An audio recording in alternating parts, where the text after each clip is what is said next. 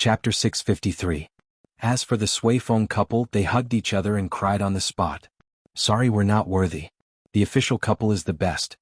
Reporter Song was indeed a famous reporter. He could still maintain a smile even after being fed dog food. The director's voice came through the earpiece. Continue, we have 2 more minutes. The viewership ratings have gone through the roof. It wasn't just the viewership ratings. The online search index on the internet was also constantly increasing. The live broadcast website crashed because there were too many viewers in a short period of time. The production team deliberately made adjustments to get more time for the interview. Of course, the main focus was to interview Xianxia. Not only was it positive, but it also naturally revealed kinship and love. Which news reporter wouldn't love it? Reporter Song thought for a while and asked about Xianxia's Tai Chi exercise. Sister E, your Tai Chi exercise has become popular overseas. Do you have anything to say about it? Xianxia said embarrassedly, I can't say that it's mine. I adapted it based on some basic movements of Tai Chi. It's actually equivalent to radio gymnastics. It's mainly to let the patient move around and relax. I see. Reporter Song smiled and asked, I'm a little surprised. There aren't many young people who know Tai Chi these days. I just know a little. Why don't Sister E teach us a few self-defense Tai Chi moves? Xianxia hesitated for a moment and said, Can I train? I have a simple version of Tai Chi exercise. Sure. Reporter Song thought that Tai Chi was not practical enough, so he didn't make things difficult for Xianxia. The girl got up and casually got into position. Her every move was very simple and elegant. It was a combination of softness and softness, combining softness and agility with toughness. Her will, chi, form, and spirit were all in harmony like flowing water. The audience was dumbfounded. Her movements are simple, but her aura is too strong. I'm shocked. I can feel the wind through the screen. Sister E can't really know martial arts, can she? Ha, that's all there is to it. If she wants to punch me, she'll have to kneel on the ground and beg me not to die. Even the experienced and knowledgeable reporter Song was stunned. He had seen the representatives of several Tai Chi sects in the country. They were all people who had devoted themselves to cultivation for decades. Only then did they have the inner strength that was described in martial arts novels. But Xianxia was so young and he could feel her inner strength. He was so far away that his hair was blown by the wind caused by Xianxia's movements. Could it be that she didn't teach him self-defense techniques because, don't need it? After Xianxia demonstrated a few movements, the audience applauded. The experts present all wanted to clap their hands until they broke into pieces and kept praising her. Our little disciple is really awesome. Disciples' Tai Chi moves are comfortable and broad. Hardness and softness complement each other, and the will and chi combine. Wonderful. Is there anything in this world that my beloved disciple can't do? No. My beloved disciple is too awesome. The little girl was a little embarrassed. She pursed her lips and said, It's not that powerful, expert team, of course not. Our obedient disciples are outstanding. Plain and simple, spacious and empty like a valley. Disciple, you don't have to be too humble. That's right, that's right. If anyone dares to say anything bad about you, I'll dissect a little rabbit for them to see, humph. Everyone was talking at once. They really treated the little girl like a pearl in their palms. The audience was mesmerized on the spot. TSK, aren't you experts usually very serious? Why are you spoiling a little girl like this? Chapter 654. The atmosphere was joyous and harmonious. All of a sudden, the bell on the table rang. The experts who were originally relaxed immediately sat up straight with stern expressions. Some hurriedly wiped their mouths, some hurriedly tidied up their clothes, and some skillfully removed their wigs. At first, there were still some audience members who were puzzled and joked around. I'm going to be struck by lightning if I persuade people to learn medicine. Expert, I'm going bald in the path of medicine, but I've also become stronger. I suddenly realized that Xianxia and Xianxin have the best hair out of all of them. The Xiang family's genes are really impressive. Reporter Song was about to ask Xianxia what happened, but he saw her striding out. Dr. Xianxia? She looked back with her clear eyes calm and indifferent. She nodded at him slightly and said, Excuse me. Reporter Song was confused. Why did she leave just like that? The other younger experts also left one after another. Eager to protect his disciple, Elder Jing supported himself with the table and got up. No, I have to go and take a look. I can't let my dear disciple tire herself out. However, after getting up, his body swayed a little. Reporter Song was quick to react and hurriedly supported him. Elder Jing's eyes were red with anger. If I were 10 years younger, this would be nothing. Nothing. Elder Yun sighed. They were now in the mood to practice medicine, but they didn't have the strength to do so. After days of hard work, Xianxia was the only one who could still run. The old men were already exhausted. The respected Elder Fang explained, "This bell means that there are patients in need of rescue." Reporter Song was suddenly enlightened. "Why see? Forget it, let's go and take a look too. Even if we can't do it ourselves, we can at least give them some advice." Elder Fang waved his hand and continued, "We can't let the young people look down on us." Everyone supported each other and dragged their exhausted bodies, but their eyes were full of determination. Occasionally, the sound of experts arguing could be heard. "Old man, can you do it or not? You're already panting after taking a few steps? Weren't you very agile when you were snatching the braised pork balls just now? If you ask me, you Western medicine doctors should learn how to maintain your health too. What's wrong with wearing a wig? It's better than some of you wearing dentures." Reporter Song's throat rolled as he looked at the group of exhausted but cheerful experts. His emotions were churning and indescribable. It was because of this group of people that the problem could be solved. "Thank you all for your efforts." Reporter Song, who had always been eloquent, spoke dryly at this moment. He couldn't find the words to express his feelings. "Our live broadcast today ends here." The live broadcast was interrupted, and the television began to broadcast other news. The audience in front of the screen remained silent for a long time. That scene was simply too shocking. Especially when Xianxia took the lead and walked out, her steps were so fast that it was as if she was walking on the wind. Her slender and thin figure carried far too much. No matter how cold-hearted a person was, he would feel from the bottom of his heart that, little girl, it really wasn't easy. On the internet, the spicy tutu girls were all crying. The moment our sister E rushed out without hesitation, it was so good to cry. Those who slander Sister E, listen up. She was not a vase fairy, nor was she a second-generation doctor. She was Dr. Xianxia. She was an angel. "Oh my God, I'm watching the live broadcast of CCTV and two under one roof at the same time. Sure Sui's heart is aching."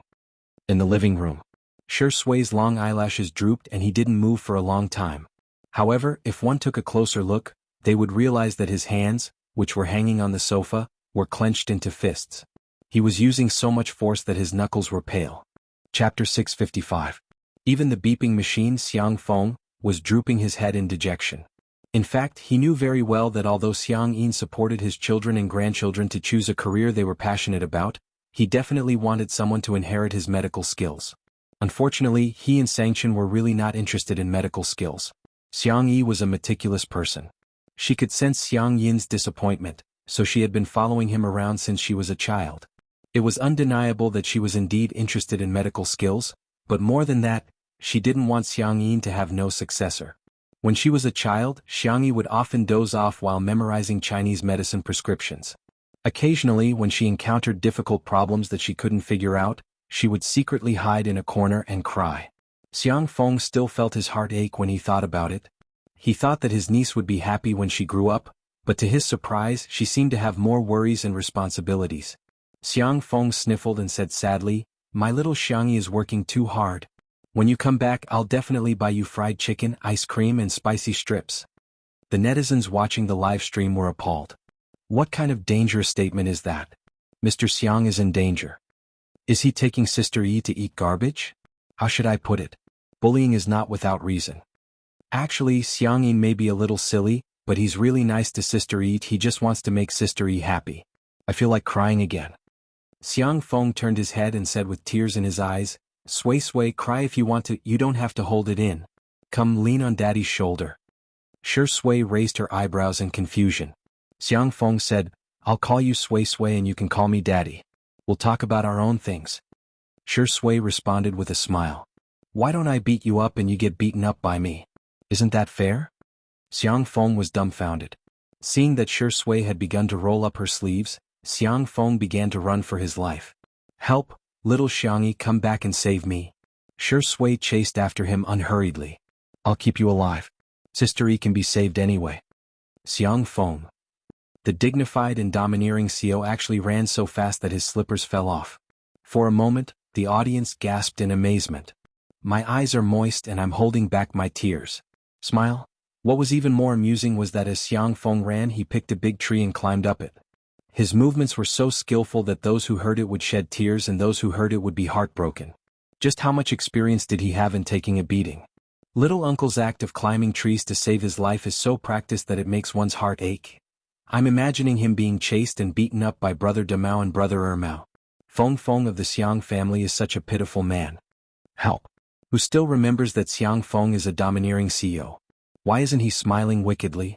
There's no fan-shaped statistics in his eyes either. Shi Sui crossed her arms and said faintly, "Come down." Xiang Feng hugged the tree trunk and said in a trembling voice, "Come up."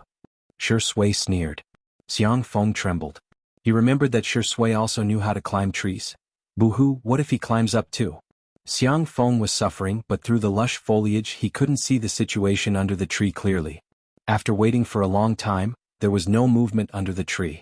Xiang Feng had an urge to pee, but he didn't dare to go down. Xiang Feng's imagination ran wild. Shi Sui must be waiting for me down there. If I go down now, wouldn't I be walking right into a trap? Whoa! Little did he know that Shi Sui only stayed under the tree for a moment before leaving. The camera was still looking up at the tree, but the audience in the live stream couldn't stop laughing. I'm laughing so hard, ha ha. Chapter 656. Shocking, a certain domineering CEO is showing signs of atavism. Shurindi is so black-bellied he left just like that. Mr. Xiang is so pitiful. Xiang Feng stayed on the tree for about 2 or 3 minutes before cautiously poking his head down to take a look. Where is she? He looked confused for a few seconds before regaining his composure. Ha, it's just an empty fort. Xiang Feng was like a detective deducing a crime scene. Sui, you've underestimated me. The man's serious comical look was even funnier than a comedian racking his brains for a joke. The audience in the live stream once again burst into laughter. Help, someone save me, I'm dying of laughter. Xiang Feng, a perfect man who's funny? Mr. Xiang. Shurindi really just left. He just left. Under everyone's gazes, Xiang Feng laughed wildly with his hands on his hips and sat down on the tree trunk, looking like he was going to stay on the tree until the end of time. About 10 minutes later, Li Jianghu couldn't hold back his laughter and said, Mr. Xiang, Shi Sui has really left. Left? Xiang Feng crossed his arms and looked down at Li Jianghu with a domineering gaze. Do you think I'll believe you? You're such a naive, stupid and ridiculous man. Li Jianghu, keep scolding me. This scene also became one of the classic and famous scenes of Two Under One Roof, which was later rewatched by countless loyal fans. It was also one of the funniest clips of variety shows. Xiang Feng sat on the tree for a whole hour. The production crew found a ladder and went up to persuade him one by one. It took a lot of effort for them to persuade Xiang Feng to come down. 1 second, 2 seconds. After waiting for a full 10 seconds, Xiang Feng still didn't see Shi Sui come out to beat him up. He was stunned on the spot. She really left? At the same time, on Weibo, an unknown director released a clip of behind-the-scenes footage. It was a short promotional film about the fight against the plague. The film started with the family affairs of small characters and was shot in an extremely natural manner. It wasn't the kind that made people cry, but rather, it subtly touched the audience's heart. From beginning to end, the people who appeared were all unknown actors, extras and members of the public. Even the director himself went up to make a cameo appearance. The only exception was Shi Sui. He played the role of a university teacher who taught online classes through the internet. He was wearing a cotton plaid shirt, and his glasses had been replaced with the most ordinary black-rimmed glasses, but it was still difficult to conceal his clean and handsome temperament. His slender and flawless fingers tapped the table twice, and his voice was gentle. Hello students. Please turn to page 79 of College Physics. In the behind-the-scenes footage, the young best actor had obviously used his original voice. His understanding of the lines was impeccable. Even though the scene was a little noisy, the man's pronunciation was still clearly heard by everyone. The Shi Sui sisters were thrilled to see this behind-the-scenes video. Physics teacher, I can do it. Oh my god, our best actor has finally made it. Karma. Yes. There's no trace of her acting skills at all, she's so immersive. This video actually climbed to the top of the search list without any publicity. Zhuyi, who saw this trending topic, gripped his phone tightly. Eating well for all 3 meals was going downhill. He heard that Muyao TV was already preparing to give up this show and replace it with a new variety show. Now his and Jiang Yun'er's reputation had been ruined, but why was Shi Sui living so smoothly? Zhuyi was so jealous that his eyes turned red. He switched to another account and found a blogger to expose. Chapter 657. In the rented apartment. Peeler was playing games while shaking his legs. Ever since he started operating Weibo accounts such as Online Celebrity Peeler and Melon in the Field, he had earned quite a lot of money, but he squandered it all away. He either used it for online gambling or for top-up games.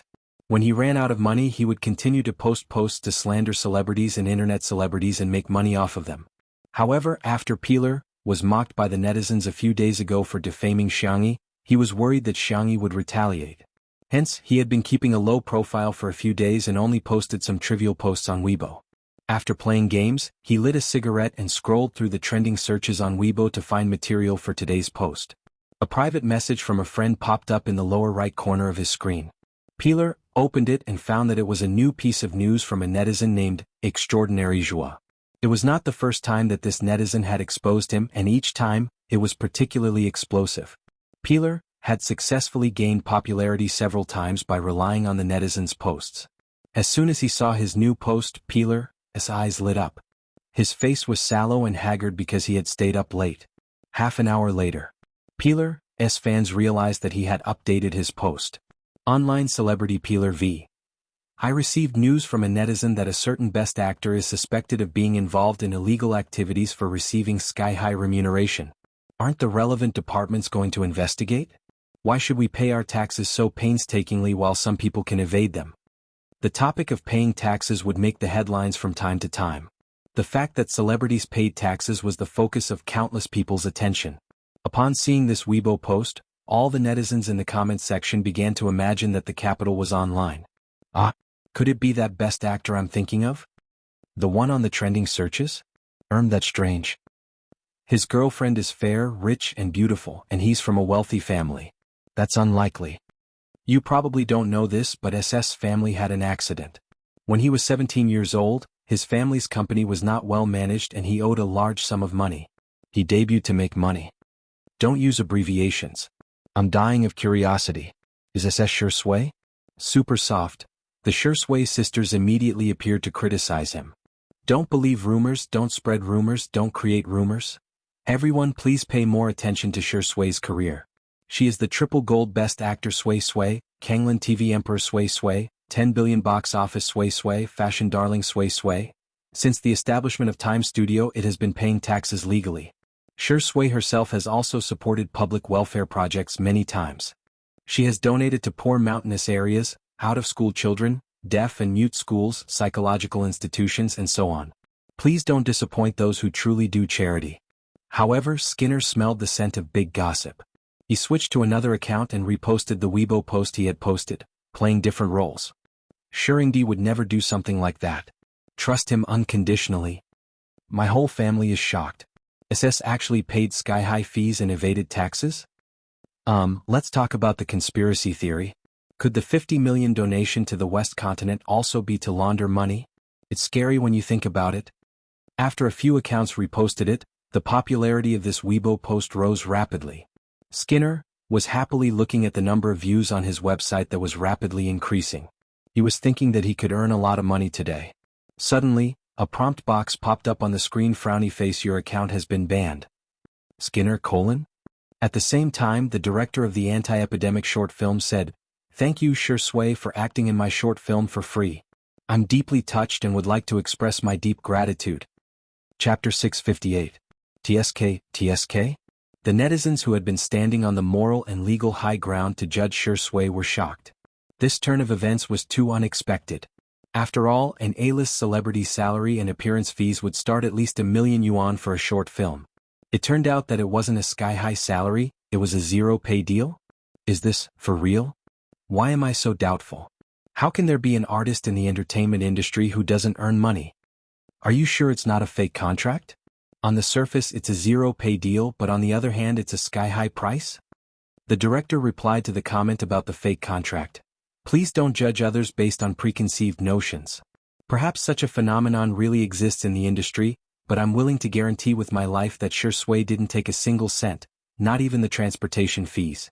All the actors in the crew can testify. More and more people came forward. There were actors who had filmed the short film with him, as well as the scriptwriter and post-production staff. Even the takeaway boss who delivered the lunchboxes was full of praise for Shui. This young man is really handsome. He's polite too. The weather was bad after I delivered the takeaway and it was about to rain. He even gave me an umbrella. The public opinion shifted from one side to the other. However, this time it was positive public opinion. There were also people in the industry who revealed that not only did Shui get zero pay this time, but all the public welfare projects that he had participated in previously had all been for zero pay.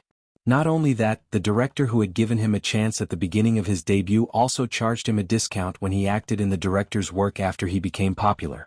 When his friend asked him to save the scene, he did it without hesitation. Only then did the netizens realize that Shui seemed to not only be good at acting but he also had a good character.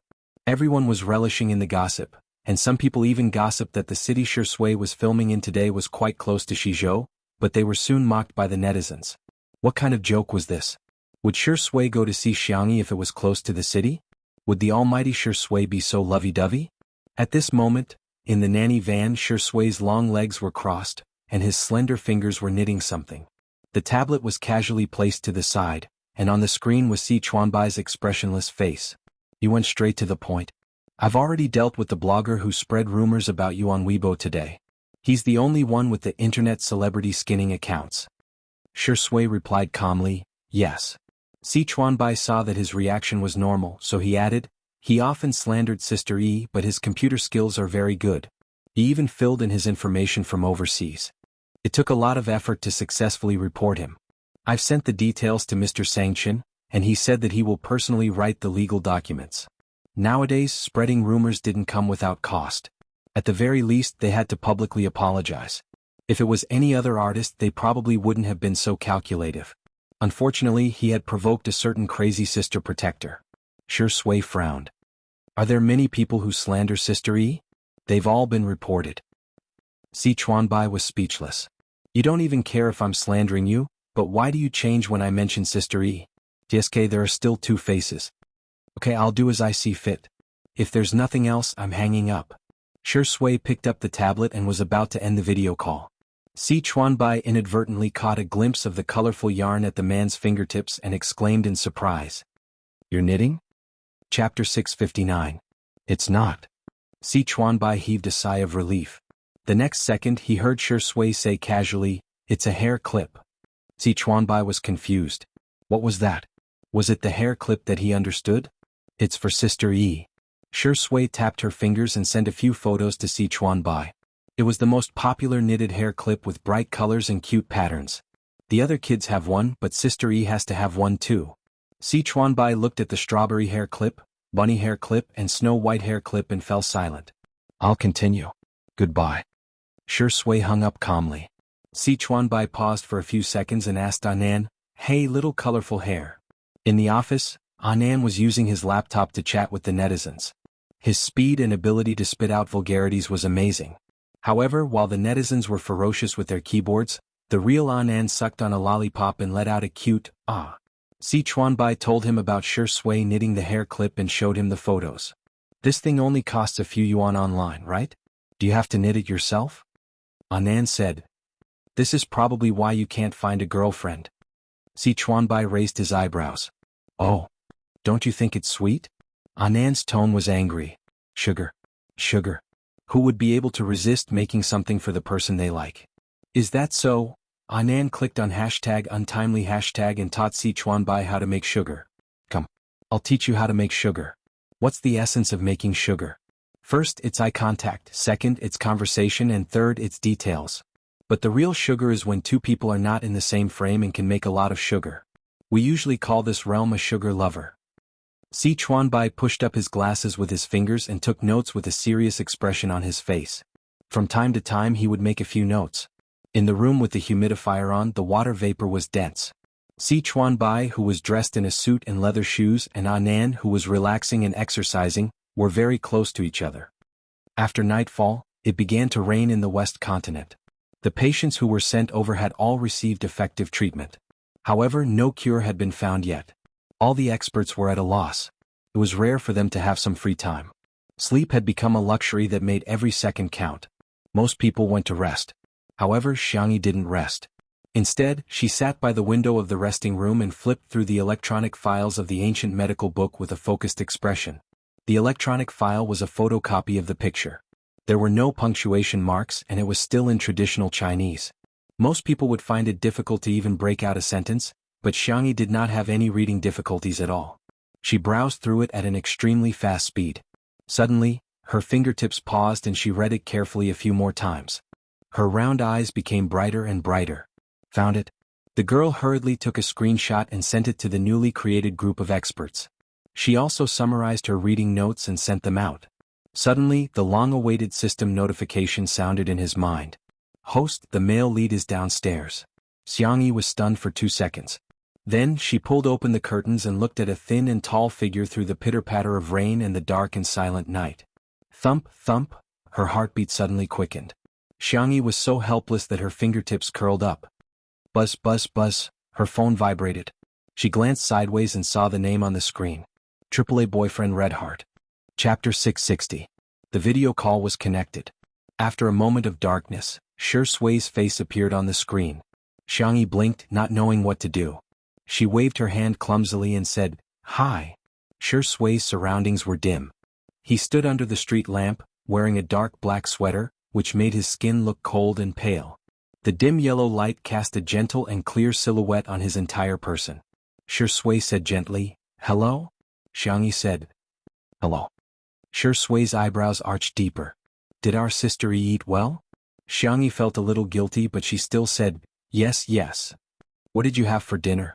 Xianxia couldn't answer. She mumbled, "Oh," and tried to muddle through with her cuteness. I ate a lot at noon. The beef patties are very fragrant. I'll cook them for you when I get back." Shui sighed, but he didn't expose her. He just responded softly. "Aren't you cold?" The man asked in a low voice. "Be careful not to catch a cold."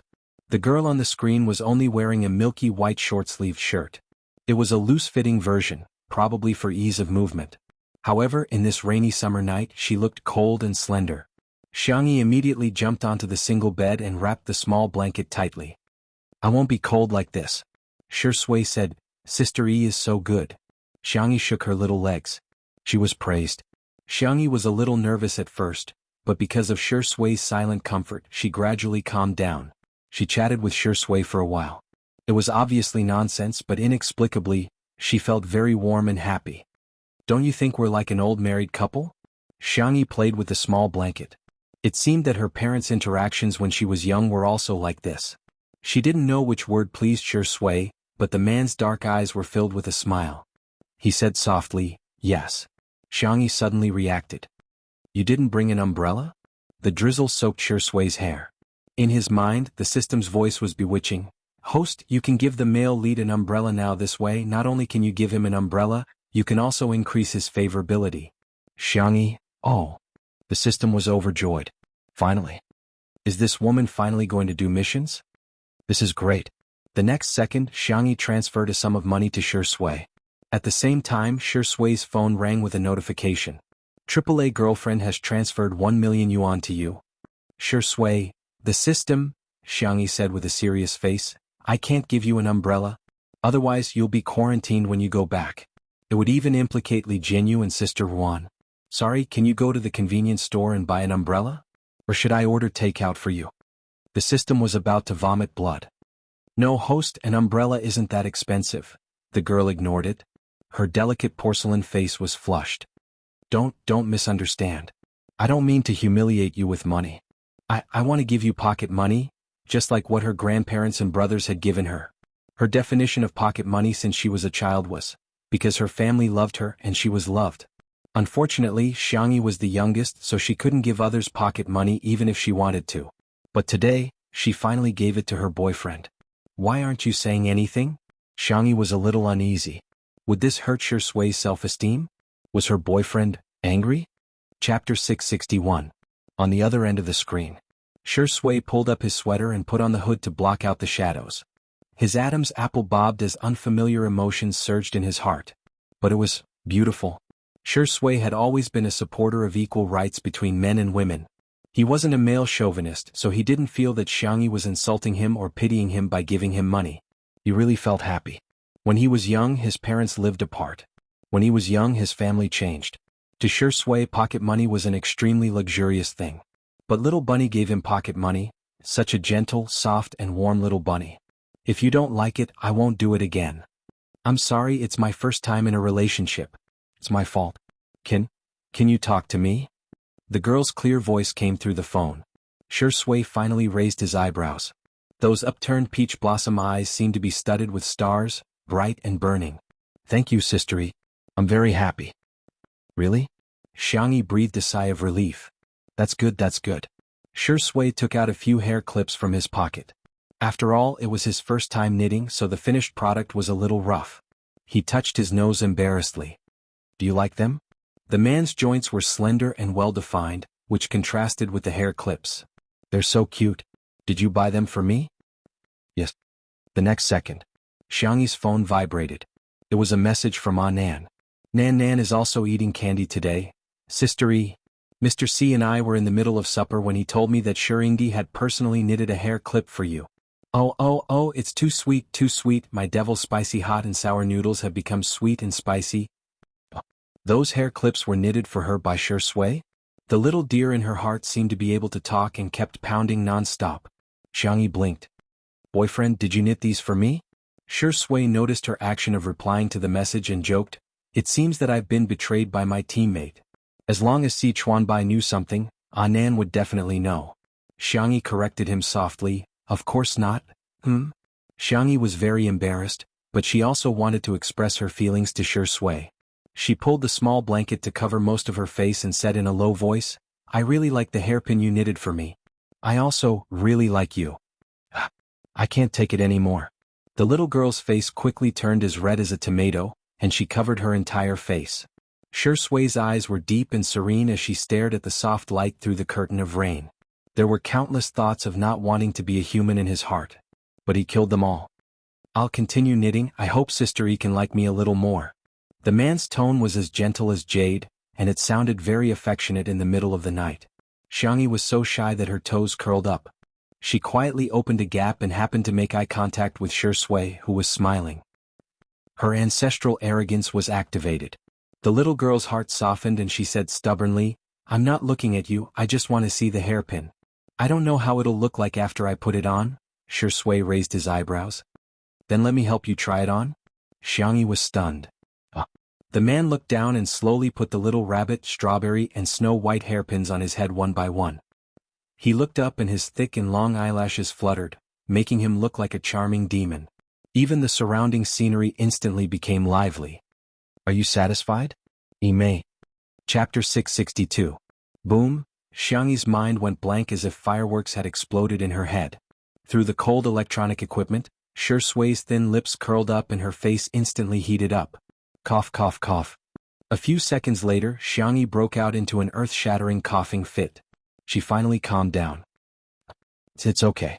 Shui looked disappointed.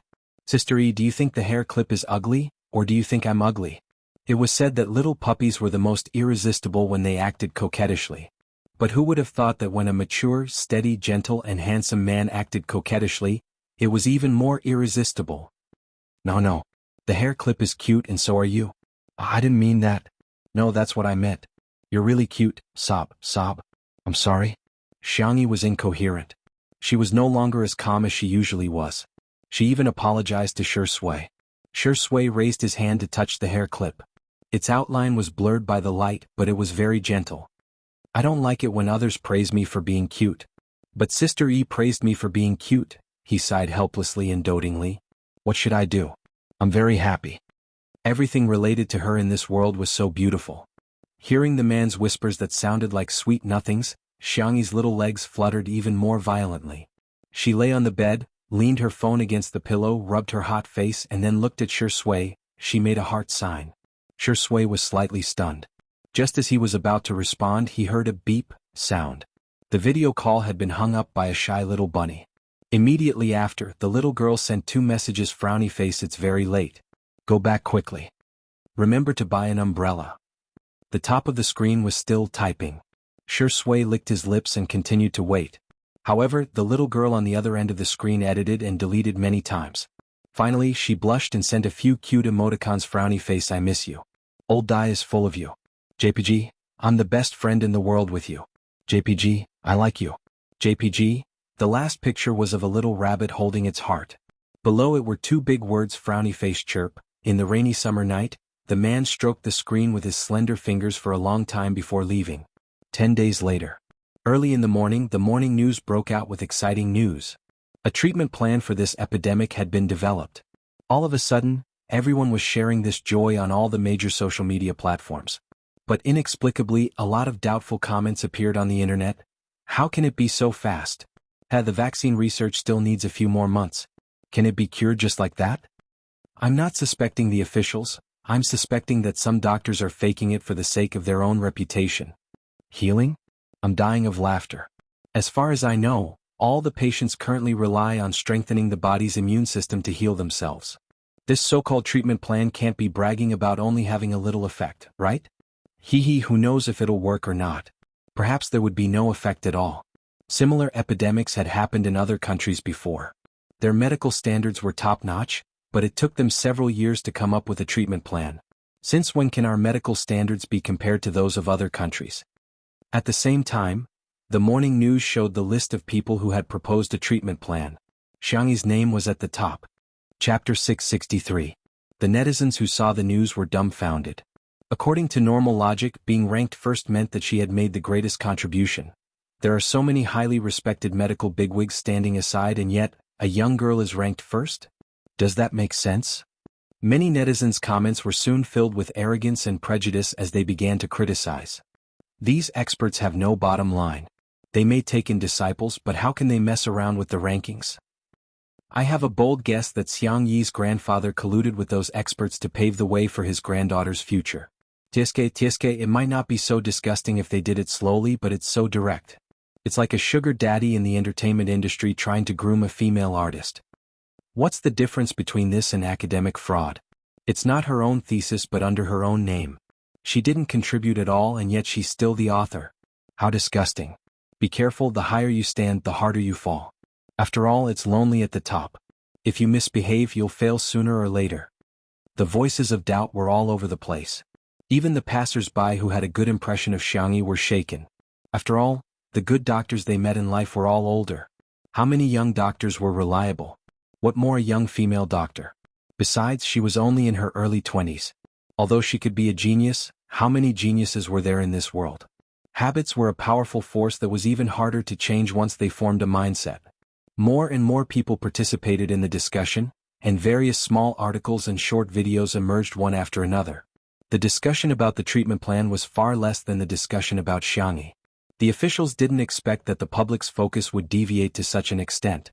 Just as the public opinion was at its peak, the official Weibo account of Two Under One Roof posted a new post: frowny face 2 under 1 roof v. Sister E, welcome home. See you guys at dinner? Ahem, see you at the live stream. The accompanying picture was of a black car parked at the gate of Little Rabbit Farm, and a young girl alighting from the car with a backpack on her back. The setting sun was a large patch of orange on the horizon, and half of the young girl's face was hidden in the shadows, as if she had been plated with a layer of filter. She looked quiet and composed. However, she had obviously lost a lot of weight, and even though she was wearing a mask, it was obvious that her chin had become sharper. All of a sudden, the netizens who couldn't sit still flooded the livestream. They didn't say much and started to scold her. As a doctor, how could you come back? No way, no way. The news is still blowing up and he's already a deserter? She's dressed 2M, short-sleeve jeans, bright yellow school bag. Where was the professionalism that a doctor should have? How can we trust her? At this moment, a tall and slender figure appeared on the screen. The photographer slowly zoomed in to ensure that the two of them were in the same frame. In an instant, a scene that resembled an idol drama appeared before everyone's eyes. Shui naturally took Xianxia's bag and rubbed her hair. I'm back. Xianxia's eyes curved slightly. I brought you a lot of things. Xianxia pulled open the zipper, and the things inside gushed out as if they had exploded. The little girl introduced him in a gentle voice. This is the most famous shrimp and custard bun in the West Continent. This is the medicinal plaster that Grandpa Fong gave me. It's a secret ancestral recipe. And the blind box I picked at the station. Look, isn't this very similar to yours? I'm so lucky. The girl was like a dragon who loved to hoard shiny treasures, but she didn't hesitate to share them with her baby. The netizens in the live stream were speechless. They suddenly didn't know what to say. It's quite sweet? Chapter 664. Every time Xianxia took out an item, she would introduce it to him seriously. She was chattering incessantly but not noisy at all. Shui's gaze was affectionate and he smiled gently. From time to time he would nod and chime in. He waited for her to introduce the entire bag of items.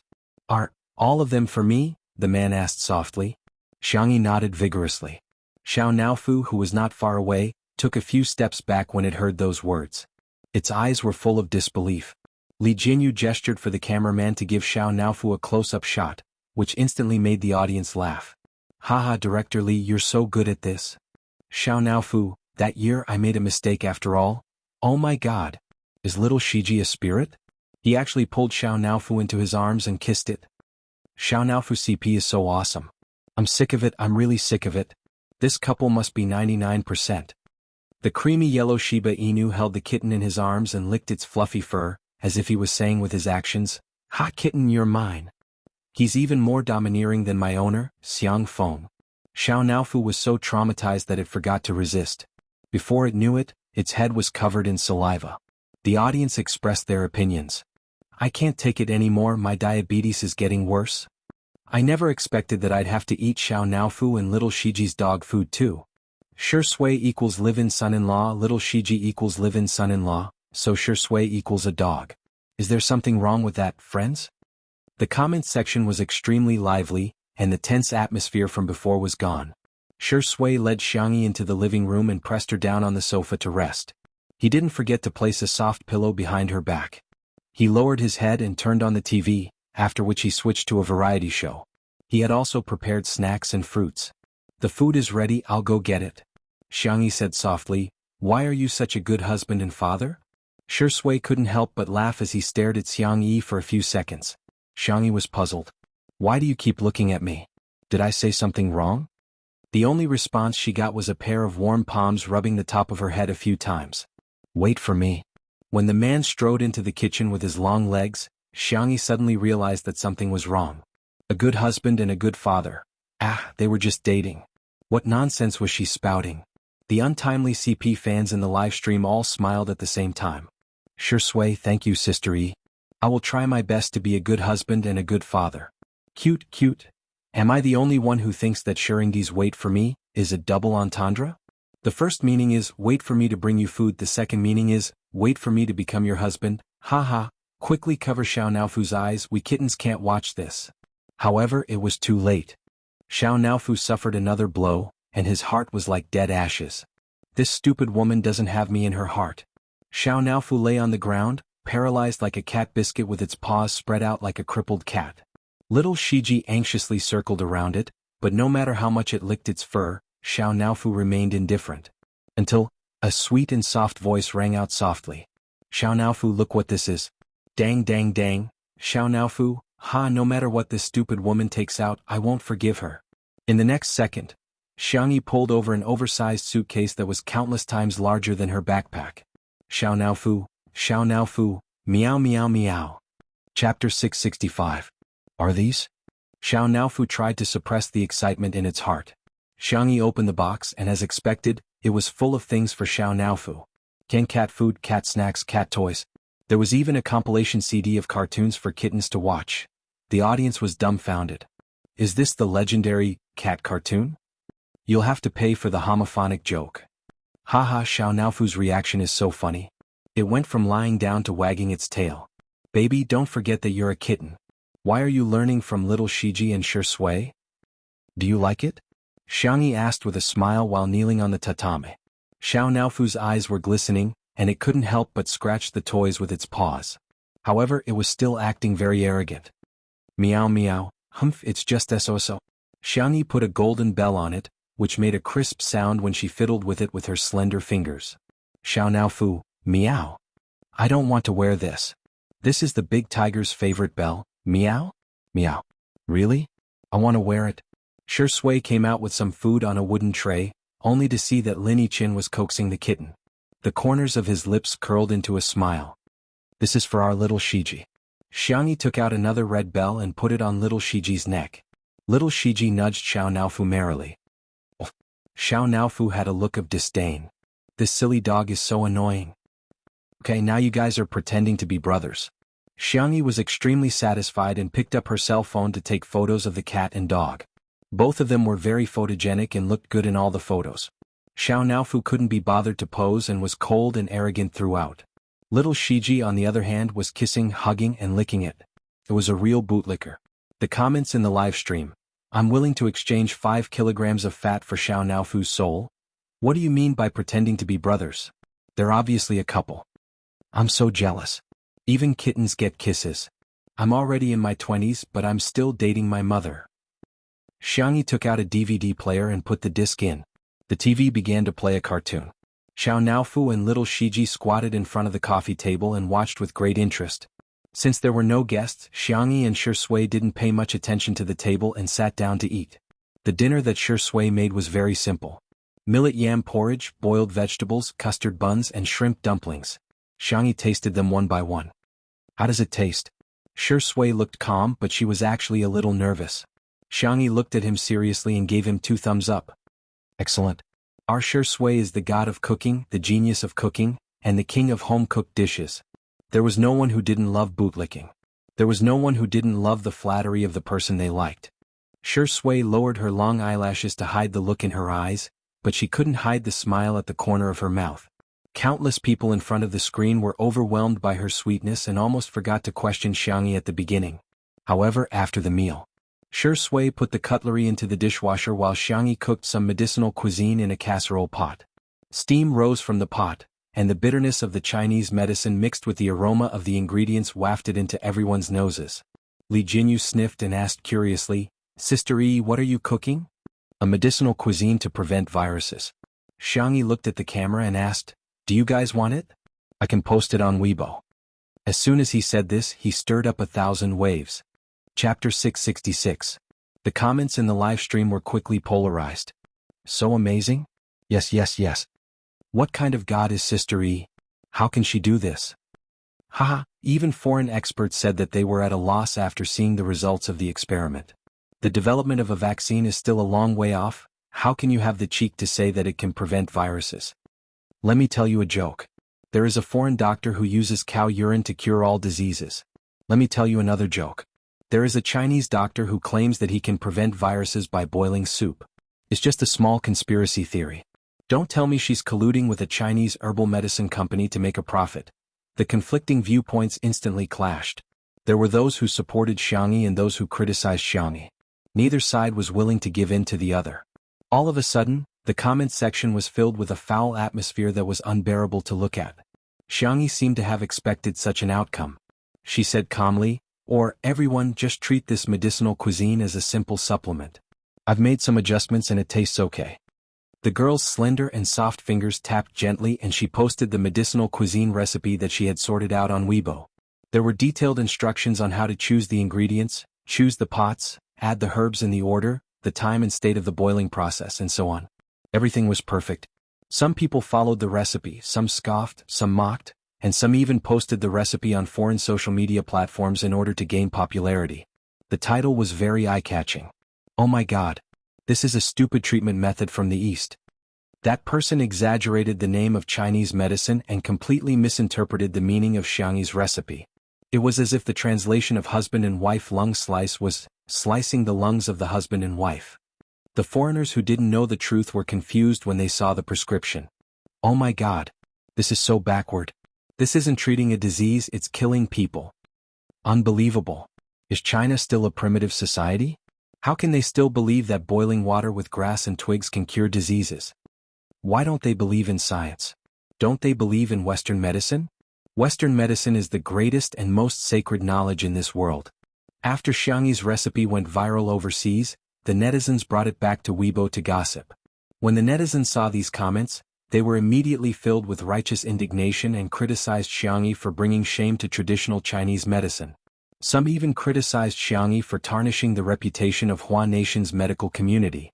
The years of hard work of countless seniors in our country's medical field have all been destroyed. Medicinal cuisine to prevent viruses? That's absurd. What a joke. It wasn't traditional Chinese medicine that was misleading people, but Xianxia. It wasn't traditional Chinese medicine that was misleading people, but Xianxia. In the past we were mocked as the sick men of East Asia. Now, are we going to be mocked for being backward in medicine? Xianxia, oh Xianxia, haven't you made enough money in the entertainment industry? Why do you still want to taint the pure land of the medical world? Being a doctor is a profession that saves lives and heals the injured, not a tool for you to chase after false fame. Xianxia, who was originally on the hot search list, was instantly drawn into the whirlpool of public opinion. And not only was she unaffected, but she was still asleep on the sofa. She was sleeping soundly and her breathing was shallow and even. Xianxia, who had always been mischievous, sensed her fatigue and obediently laid beside her. It curled its little tail around her finger and soon began snoring. Little Shiji laid on the carpet beside the sofa and fell asleep with Xianxia's favorite salted fish toy in his arms. The room was quiet and filled with the fragrance of herbs. Shui, she slowly took out her crochet needle and calmly began knitting a new hair clip. The netizens were dumbfounded. Chapter 667. Is this still the refined, abstinent, aloof Shui? You're too proficient in hooking the hairpin. Even Li Jianghu was stunned. In the viewfinder, Shui's long and slender fingers were hooking the hairpin skillfully. He flipped it up and down and soon, the outline of a rabbit's ear was vaguely visible. Li Jianghu muttered to himself, "Is this Daddy sure? He's so strong and terrifying." The netizens watching the live stream had mixed feelings. His skills? Do you need needles? It's such a pity that such beautiful hands aren't used to knit sweaters. I always thought that Shui was the only one who could sew haute couture clothes and luxury wristwatches. I never thought that one day I'd be sewn with needles. With hair. Card. I wanted to criticize Xianxia, but why does she look so cute even when she's asleep? Damn. I can't criticize her anymore. I'd better follow Shui and knit the hairpin together. Yes, we're just so shameless. Spicy Tutu also noticed that Xianxia was exhausted. Yi must be exhausted. She fell asleep as soon as she hit the bed. She looks like a worker who has worked overtime. Sister E is so pitiful. She gets criticized for everything she does, but some keyboard warriors, what have you done? I want to ask those who criticize Sister E, don't you have a heart? She rushed to the front line of the epidemic as soon as possible and treated the patients without rest. She's also the biggest contributor to the cure plan. What else do you want?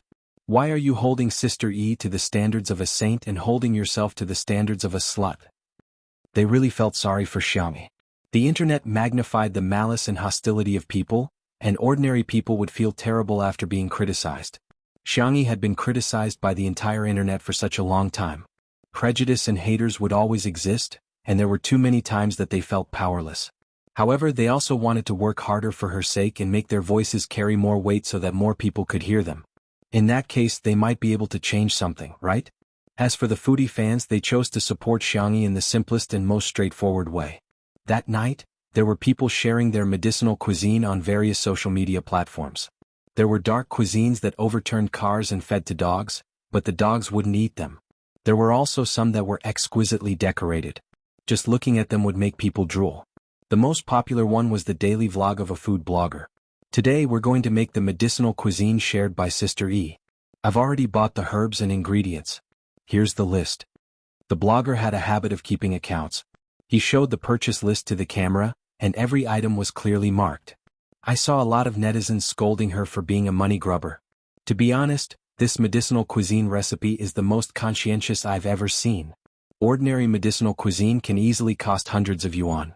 If you add some expensive medicinal herbs, it will be even more expensive. But when I followed Xianxia's prescription, I only spent a little more than 100. Anyway, I feel that it's really worth it to spend 100 yuan to nourish the body, regardless of whether it can prevent the virus. After the blogger was done with his long-winded speech, he fast-forwarded the cooking process and skipped to the final stage. The pot is ready. I can already smell the aroma. It's so fragrant. I'm starting to suspect that this isn't a medicinal cuisine, but Buddha jumps over the wall. A bullet comment flashed past. How much did the blogger charge Xianxia for a medicinal cuisine recipe? She's bragging to the heavens. The next second, the lid of the pot was lifted, and the rising steam gathered, creating a vast expanse of white. A few seconds later, everyone could clearly see what was inside the pot. Chapter 668. A few seconds later, the camera focused and everyone could see what was inside the casserole. Unlike the dark Chinese medicine that he had imagined, the soup in the pot was surprisingly bright and clean. Wow, just by looking at the color, I can tell that this soup is going to taste terrible, the blogger exclaimed excitedly. He used a spoon to flip the ingredients at the bottom of the casserole, only to see that they had all been stewed until soft and tender. It was extremely appetizing. Gulp. The clear sound of the blogger swallowing his saliva could be heard in the video. I'm not afraid of you laughing at me, but I've recorded so many food videos and sometimes I get tired of them too. The blogger rubbed his head at the camera and smiled honestly. I don't even have an appetite for delicacies. Haha, doesn't it sound a little like Versailles literature? While talking, he nimbly scooped up the residue of a few Chinese medicinal herbs. But today, this medicinal cuisine is no exaggeration. It really makes me hungry. How should he describe it? It was the kind of taste that he hadn't tasted in a long time. Although it was very simple and plain, just smelling it made him hungry.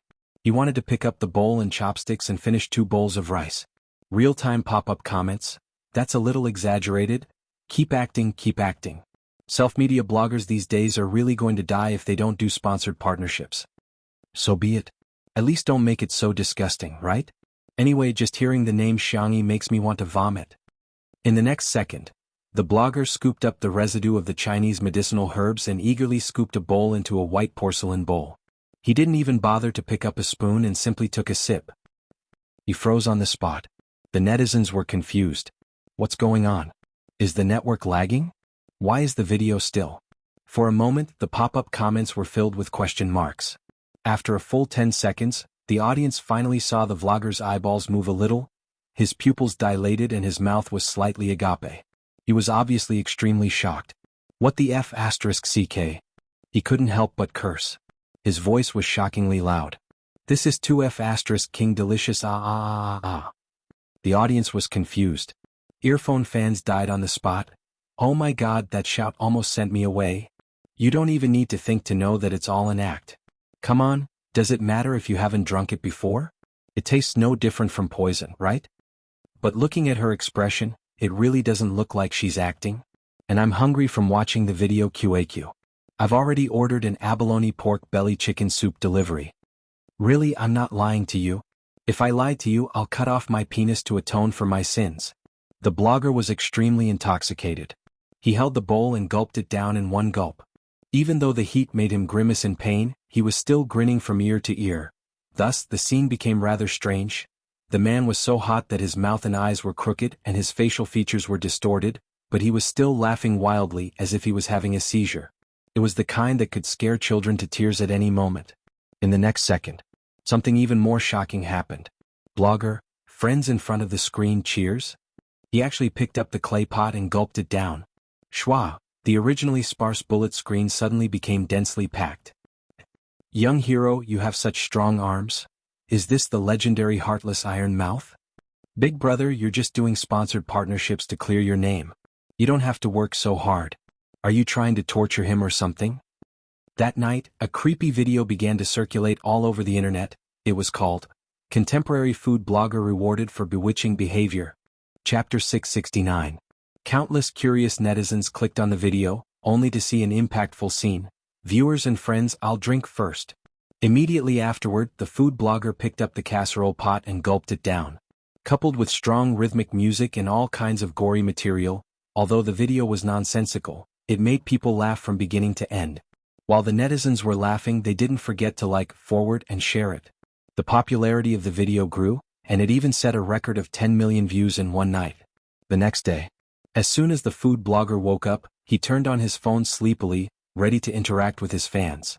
But in an instant, the red number of new fans on the screen entered his sight. Plus 498754. He shuddered and instantly sobered up. After all, he had only about 1 million fans in total. But just last night, his number had increased by almost 500,000. What was going on? Was there a bug in the platform he had signed with? Trembling, he clicked on the various data and finally understood what had happened. It turned out that the video he had posted yesterday had gone viral. At the same time, all kinds of review videos popped up like bamboo shoots after a rain.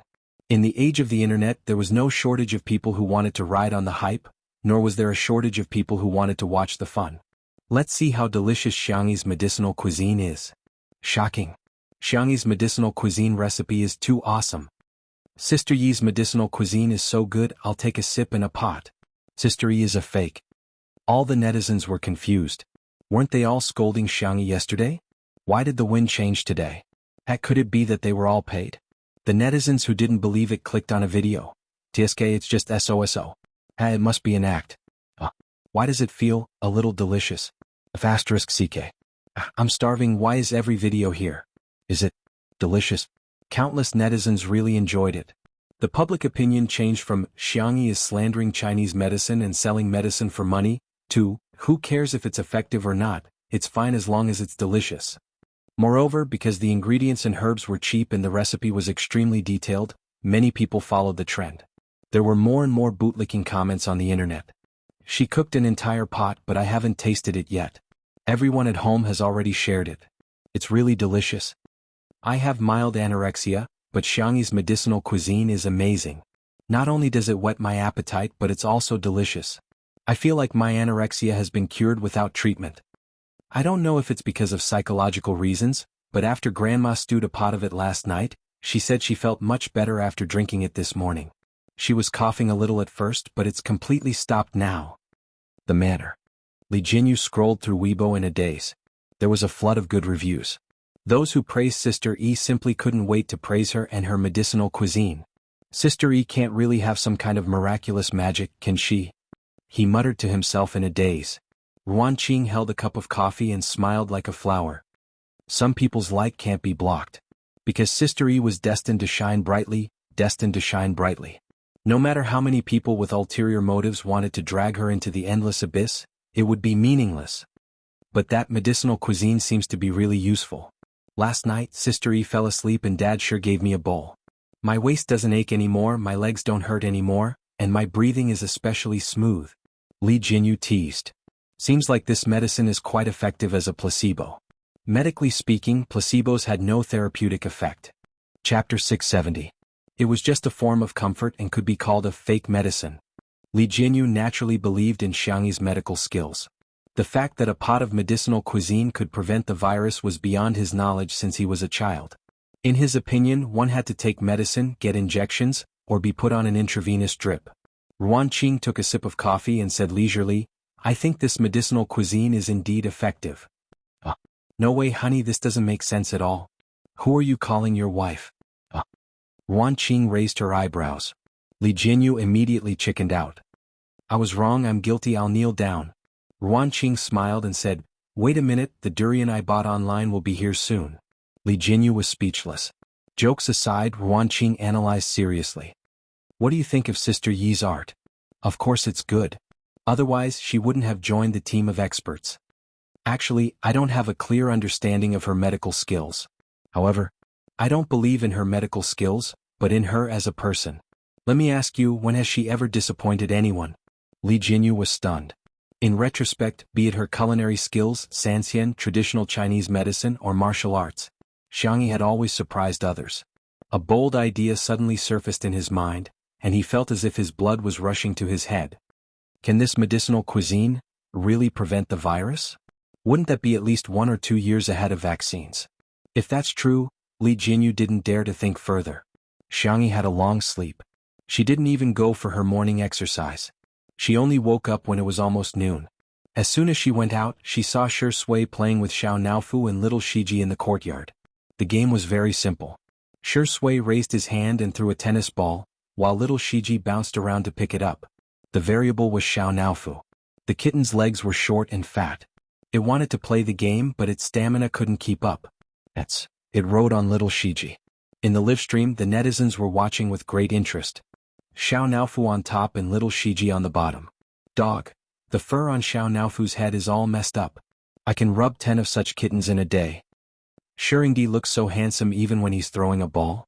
The child in my stomach is about to have a new father. Hearing footsteps, Shi Sui turned around. The girl was wearing furry home clothes. Perhaps because she had just woken up, she looked a little confused. Did you sleep well? He asked gently. Xianxia nodded. I finally made up for it. During this period of time, the little girl was indeed exhausted. There were a few days when she almost didn't sleep or rest. Even her iron body couldn't take it. Shi Sui, what's next? Do we still need to go to the West Continent? He didn't have the heart to wake her up when he saw her sleeping so soundly last night. Little Shiji returned with the ball in its mouth. Xianxia squatted down and stroked little Shiji's and Xiao Naofu's heads before throwing the ball far away. Little Shiji carried Xiao Naofu and chased after the ball. There's no need. The epidemic has stabilized. If there's any problem we can just video call. The little girl said nonchalantly, as if she had just done something trivial in the past few days. Hearing the girl's calm tone, someone in the live stream retorted. I think she might have been kicked out of the team of experts because she's not competent enough. Foreign experts have said that if this epidemic occurs overseas, the medical system will collapse. Where does Xianxia get her confidence from? Does she think that our medical standards are better than those overseas? Chapter 671. To be honest, all the experts are still fighting in the West continent. You, the youngest one, came back just like that. What's the difference between you and a deserter on the battlefield? You deserve it. The netizens' dissatisfaction mostly stemmed from some subtle jealousy. How old is Xianxia? She's only 20 years old. What right does she have to be an all-rounder and be adored by everyone? Even her medical skills rank first among the top experts in the country. This is ridiculous. Hence, they were desperately looking for excuses to prove that Xianxia was just SOSO. All-rounder? Ha, she's just average. Adored by everyone? Ha, it's obviously an act. The whole family is working together to create hype. There are clearly so many unfortunate families in the world. Number 1 on the medical contribution list? Ha, it's just Grandpa paving the way for her. How can she be better than a well-respected old doctor? In the manner. Sure Sui didn't ask much. Instead, she gently pinched the plush ball on the girl's home clothes and said, Sister E, it's been hard on you. Welcome home. The light fell on him with incredible gentleness. Xianxia felt as if a feather had brushed past her heart, making her feel numb and ticklish. So it's true that the same words are said by different people. I'll have a different state of mind. Xianxia cleared her throat, her milky white face full of seriousness. I won't make you wait so long in the future. Sure Sui chuckled and said, Okay, Sister E, you're good. As she spoke, she put a newly knitted hair clip on the girl's hair. The white bunny ears were circled with pink wool. They were cute, soft, and much more exquisite than the first one she knitted. It didn't look like something she had just knitted. Xianxia touched it with her hand, but she couldn't see it herself. Hence, she tilted her head and asked the cameraman, Old Jiang, does this look good? The experienced old Jiang's hands trembled violently. No one would be able to withstand such a critical blow from his peerless beauty. The fans in front of the screen were even more so. For a moment, the comments section was filled with excitement. Nice. Xianxia, you're the prettiest in the universe. Bunny with rabbit ears? Amazing. Amazing. Even covering my mouth couldn't stop me from screaming. Has Shuringdi really only been learning for a few days? The lousy students are crying. Is this man's learning talent so strong? Questioning voices would not be late. The medical staff is bleeding and crying on the front line, but you're at home being lovey-dovey? You really don't treat other medical staff as human beings, do you? A kind reminder, you've already embarrassed yourself overseas. If you have time, I suggest you check out the foreign websites to see how much Chinese medicine has been slandered because of you. First, you boasted that the treatment plan is at the top of the contribution list, and now you're saying that a pot of soup can prevent viruses. Miss Yang, why don't you ride the wind and soar to the skies? Suddenly, a staff member hurriedly ran over. Sister E, hurry up and change your clothes. Xianxia guessed, is there a guest? No. The staff member had not recovered from his panic and stammered, so many people. There were also the media and reporters. I heard that there might be a live stream. The haters in the live stream perked up when they heard this. This staff member is so flustered, it's definitely not a good thing. Seems like he's here to expose Xianxia's true colors. Indeed, if one's virtue doesn't match their position, there's bound to be trouble. Chapter 672. Is she trying to show off and fail? How satisfying. Finally, someone can deal with her. She's a deserter and she's stealing credit. She should be criticized. A group of people were criticizing her as if Xianxia had already been nailed to the pillar of shame. The Spicy Tutu fans, on the other hand, began to speculate curiously. Did your IQ run away from home? Is it really that easy to fool an official matchmaker? Wow, let me make a bold guess. Are they here to give Sister E a little red flag? After all, our E Mei is a warm-hearted citizen, Miss Yang. I also think they're here to praise Sister E. After all, Sister E has made such a great contribution. Some haters are just blind. They only see what they want to see and believe what they want to believe. It is the essence. Sister, there's no book for you in the bookstore. I'm going to smash the bookstore. Li Jianyu was also a little confused and worried that something bad would happen. Just as he was about to go talk to them himself, Xianxia casually tied her hair into a bun and said calmly, "Don't panic, I'll go take a look." The staff member asked, "Huh? Why am I being comforted by Sister E? Is there something wrong?" Shui said, "I'll go with you." Hence, the two of them walked leisurely towards the main entrance like an old couple taking a stroll. Everyone at the scene was speechless. The netizens watching the live stream were also speechless. Both of them had excellent body proportions and from the back they looked like big shots. Also, so sweet, so sweet. The feeling of facing everything together, no matter what the road ahead was really heart-wrenching. At the main entrance, Oyu Fujimoto climbed up the black iron gate. Through the fence, he could vaguely see the cars and people gathered outside. The door opened automatically. Hearing the sound, the reporters outside quickly set up their cameras as if they were on a battlefield. Their movements were neat and uniform and all of them were aimed at Xianxia. Li Jianyu and the others who were following behind, saw this scene and were a little confused. Li Jianyu was in a trance. Why do I feel like Daddy sure is outdated? In the live stream, Sister Shui made fun of herself. Be more confident, get rid of your feelings. After all, our Shui is a gigolo. Seeing that Shui is finally living off a woman, his old mother shed tears of relief. The other netizens were speechless. What's going on? Other than Spicy Tutu, was there another Shui sister among the abnormal fans in the fan circle? For a moment, I don't know if you guys are real fans or not. But soon, everyone's attention was attracted by the reporter's voice. Sister E, look at how thin you've become. I smell the aroma. Sister E, I have a colleague who wants to try your cooking. Bah. Shameless.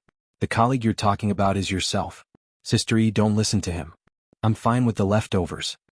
His words, which were as intimate as daily life, subverted everyone's imagination. Some netizens recognized that many of them were famous reporters from major television stations. Whether it was in terms of professionalism or popularity, they were impeccable. In the past, when they interviewed others, most of them were very aloof. But today it was Sister E. Why are they so affectionate? Xianxia nodded slightly and insisted, "Hello. Hello, Miss Yang." As soon as the bespectacled man in the middle of the crowd spoke, the surroundings quietened down.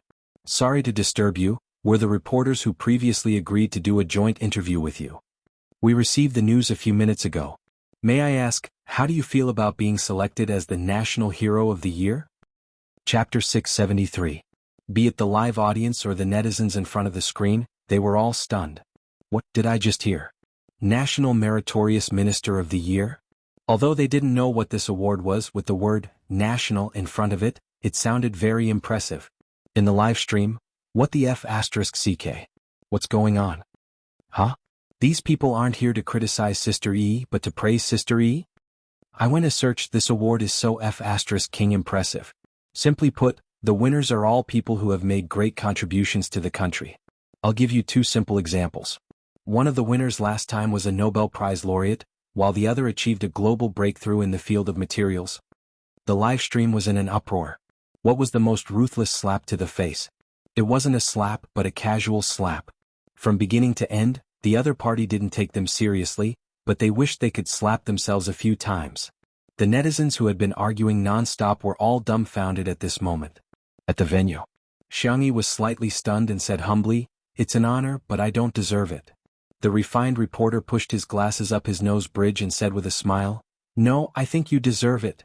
As everyone knows, Miss Yang discovered an ancient prescription for dealing with the epidemic in an unpopular medical book and made ingenious improvements to it, which made the treatment plan possible.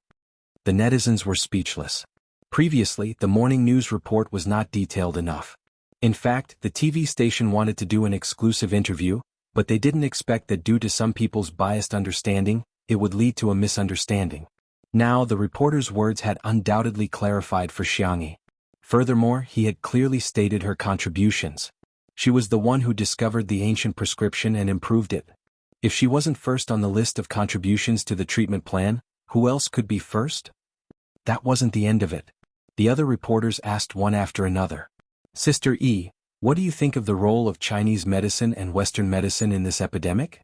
Sister E, your preventive medicinal diet has been tested in clinical trials, and it has been confirmed that it has a 90% chance of being effective.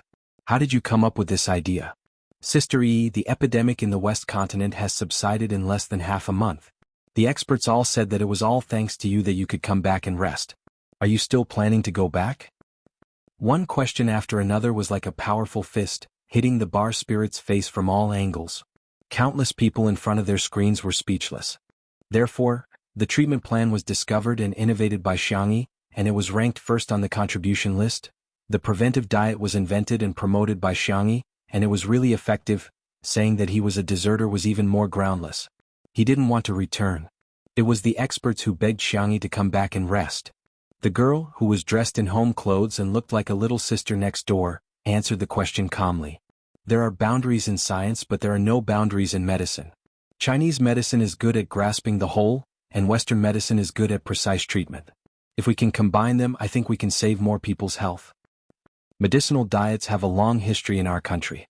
Not only can they nourish the body and strengthen the immune system, but they can also treat and prevent some mild diseases. However, it's important to note that medicinal diets are not omnipotent. If you fall sick, you must see a doctor. Remember that.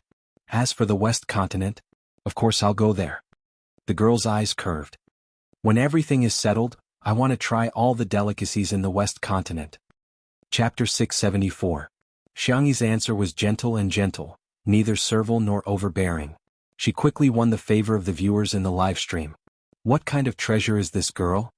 Cack. I suddenly realized that Xiangxi's EQ is quite high. Ah, our kid is awesome. Baby, you're mama's pride. I'm from Xi Continent, and to be honest, I'm tired of hearing other people say that they hope Xi Continent will get better soon, but Sister Yi's words about wanting to taste all the delicacies in Xi Continent are so offensive. At the same time, the official livestream was also in progress. Dressed in pink and white home clothes and wearing a knitted tutu earring hairpin, Xiangxia was extremely adorable to the viewers, be it when she answered the interview seriously or when she smiled. We all know that Miss Xiang has posted the recipe for the medicinal cuisine on Weibo, but the audience on Weibo may be young people. I hope that through this interview, Sister E can publicize the recipe again so that more elderly people can benefit from it. Xiangxia nodded solemnly. You're right. Nowadays, the internet was developing rapidly, but the elderly seem to have been abandoned by the times. Many elderly people didn't know how to pay with their mobile phones, use navigation software, or even use WeChat. Not to mention browsing Weibo and recording recipes. Other media outlets also recorded the interview with cameras and voice recorders, so as to create the widest influence possible through more channels. After all, that was what the media should be doing. Under the expectant gazes of the crowd, Xiangxia cleared her throat and slowly said in a voice that was several times louder than before. Uncle, Auntie, Grandpa, Grandma, can you hear me? The livestream viewers, earphone fans died on the spot. Xiangxia is toxic, why is she shouting? My ears are hurting. Those in front, you have hands and feet, can't you turn down the volume yourself? Sister E is obviously afraid that some elderly people won't know how to turn down the volume and won't be able to hear her clearly. No one said anything else. Instead, in many families across the country, gray-haired elderly people responded to Xiangxia. Okay, I heard her. I heard her. This girl's voice is really loud. Sounds good. The little girl deliberately slowed down her speech and was extremely patient. She explained every ingredient and medicinal herb clearly. The reporters felt her kindness and all of them laughed silently. The official TV station also made an exception and extended the broadcast time for her. The channel was cold, but the people behind the channel could feel the warmth. Sometimes exceptions were needed. After Xiangxia finished speaking, she repeated it briefly and asked loudly, "Do you remember it?" In the live stream, the hostility was gone. Instead, it was replaced by positive comments. Remember? Please praise me. Ha ha ha, my grandma is listening so seriously. She even wrote it down in a notebook. In the past, I didn't realize that my father had a hearing problem. He was afraid of affecting us, so he always turned the volume down and watched the news expressionlessly. Today, when I saw him smile at Xiangxia, I realized that he could only hear Xiangxi's voice clearly. I'm going to bring him for a physical examination in the afternoon. The interview came to an end. Last question, Sister E, what do you want to say to your family? Unknowingly, the reporter who called her Miss Xiang also called her Sister E. Chapter 675. The fair-skinned girl blinked her long black eyelashes. I don't seem to have anything to say. A few bickering comments appeared in the live stream. Oh, you're not going to F***ck your group's pet persona anymore? Now that you're famous, you've forgotten about your family? Let's be honest, can you get to where you are today without your family? Who would care about you? I'm dying of laughter. However, Xianxi's next sentence was, I basically video call my family every day. If everyone is free, I'll also video call them together in the group chat. The Xiang family was much closer than ordinary families. Her grandparents, uncles and brothers doted on Xianxi, and it was never a one-sided relationship. Xianxi would occasionally scroll through funny videos or read interesting books. Whenever she made a new dish, she would immediately share it with her family. The trolls? Sorry for the interruption. When will the live stream have a retraction function? If you can't come home often, then contact me often. The girl faced the camera with a faint smile.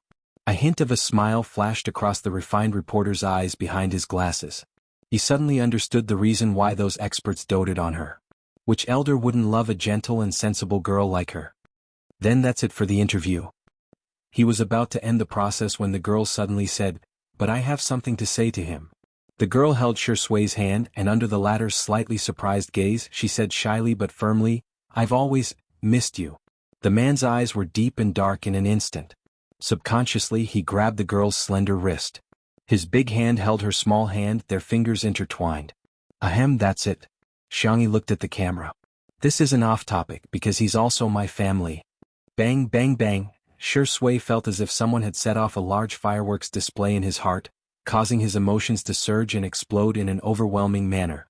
His upbringing was the complete opposite of Xianxi's. The relationship between the Shui family members was indifferent, and he was also very estranged from his biological parents. Father Shui's love for Mother Shui was passionate and grand, but also crazy and paranoid. Father Shui had a strong sense of possessiveness. In the beginning, he only restricted Mother Shui from making friends and going out.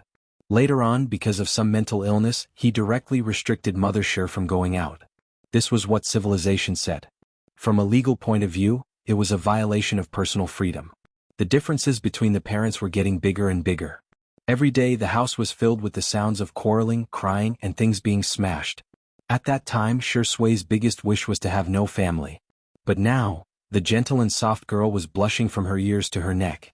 She was obviously embarrassed, but she still expressed her feelings in front of everyone in the camera. He wasn't just a boyfriend. It was his family. For the first time, Shui felt the beauty of this word. Yes. He responded in a low voice. His voice was hoarse and mixed with some inexplicable emotions. He was clearly happy. I miss you too. All the reporters. Who would have thought that such a positive interview still couldn't escape the fate of being eaten dog food? Okay, thank you Sister E for accepting our interview. I wish Sister E and your family happiness and health forever. The refined reporter closed with a smile. In the live broadcast room, the CP fans couldn't help but celebrate. I don't care, I don't care. This is the official satellite TV testifying to untimely couples' marriage. Chapter 676. Hello everyone, I'm the Civil Affairs Bureau. I'm here. Hello everyone, I'm the flower boy. I'm scattering flowers online. Heartsuit. Hello everyone, I'm Yu Lao. I announce that the red string between these two has been locked. I've swallowed the key. They must be together for the rest of their lives. The interview came to an abrupt end when Shui and Xianxi looked at each other and smiled. However, the live broadcast was still ongoing. Thus, the audience in the live broadcast room discovered, the professional reporters who had been busy just a moment ago, gave Xianxi a simple and honest smile. Some of the more timid ones were so scared that they trembled. What's going on? This scene is too much like a zombie movie? Everyone was too embarrassed to speak first. In the end, it was the refined reporter who said what everyone was thinking. Ahem, Sister E, it's almost time for dinner. We've prepared some ingredients, I wonder if we can. The Chinese language was broad and profound. The appropriate amount of blankness created an indescribable effect. Xianxi immediately understood. Everyone has worked hard. Why don't you stay for a meal? The atmosphere suddenly became familiar and cheerful. Okay, thank you, Sister E. Sister E, don't worry, I'll definitely only eat one bowl of rice. Oh, I'm so embarrassed. Sister E, I'll help you feed the pigs. What are you doing? Snatch the job. Let me tell you, I'll make it clear. I'll fight anyone who tries to snatch the job from me. The netizens, fine, they were used to it. Sister Yi's routine was over. The refined reporter smiled and said, thank you for your hospitality then. The group entered the manor. Even though many people had watched the live broadcast, they were still shocked by the picturesque scenery of the countryside. There was a glass greenhouse, a large vegetable field, chickens, ducks, pigs and geese as well as a small rabbit farm in the distance. It was simply a place where the gods lived. The group of reporters rolled up their sleeves and rolled up their trousers, working very smoothly. The large yard became lively. The reporters had brought a lot of ingredients. After some thought, Xianxia moved the barbecue grill that she hadn't used in a long time to the yard and began to process the ingredients. The meat was marinated with eggs, starch, salt, oyster sauce and so on. She also specially marinated spicy and pickled pepper. Shrimp paste, chopped, mixed with cooking wine, egg white, bean powder, and a small amount of white sugar. The vegetables were washed and neatly arranged in white or wooden utensils, to form a harmonious color. In addition, he took a 9-grit electric hot pot and skewered the fresh hand-beaten beef balls, fish balls, kelp, tofu, and other wooden skewers delivered by Little Rabbit Farm in the morning. After adjusting the taste of the soup base, it instantly defeated the odor from the convenience store. The fragrance filled the air, and not long after, the sound of saliva being swallowed could be heard everywhere. "Ooh, this is too fragrant. I can't stop drooling. Is this how Sister E cooking? It's terrifying." The little girl she thinking thought she's down, the refined reporter asked curiously. "Sister E, what's troubling you? Why don't you tell us? We can help you think of a solution. 3 cobblers are better than zhuge liang, not to mention there were so many of them. I'm thinking about what to make for the main dish." After a pause, the girl's gaze fell on the chicken coop. "I've already thought of it. It's just those chickens.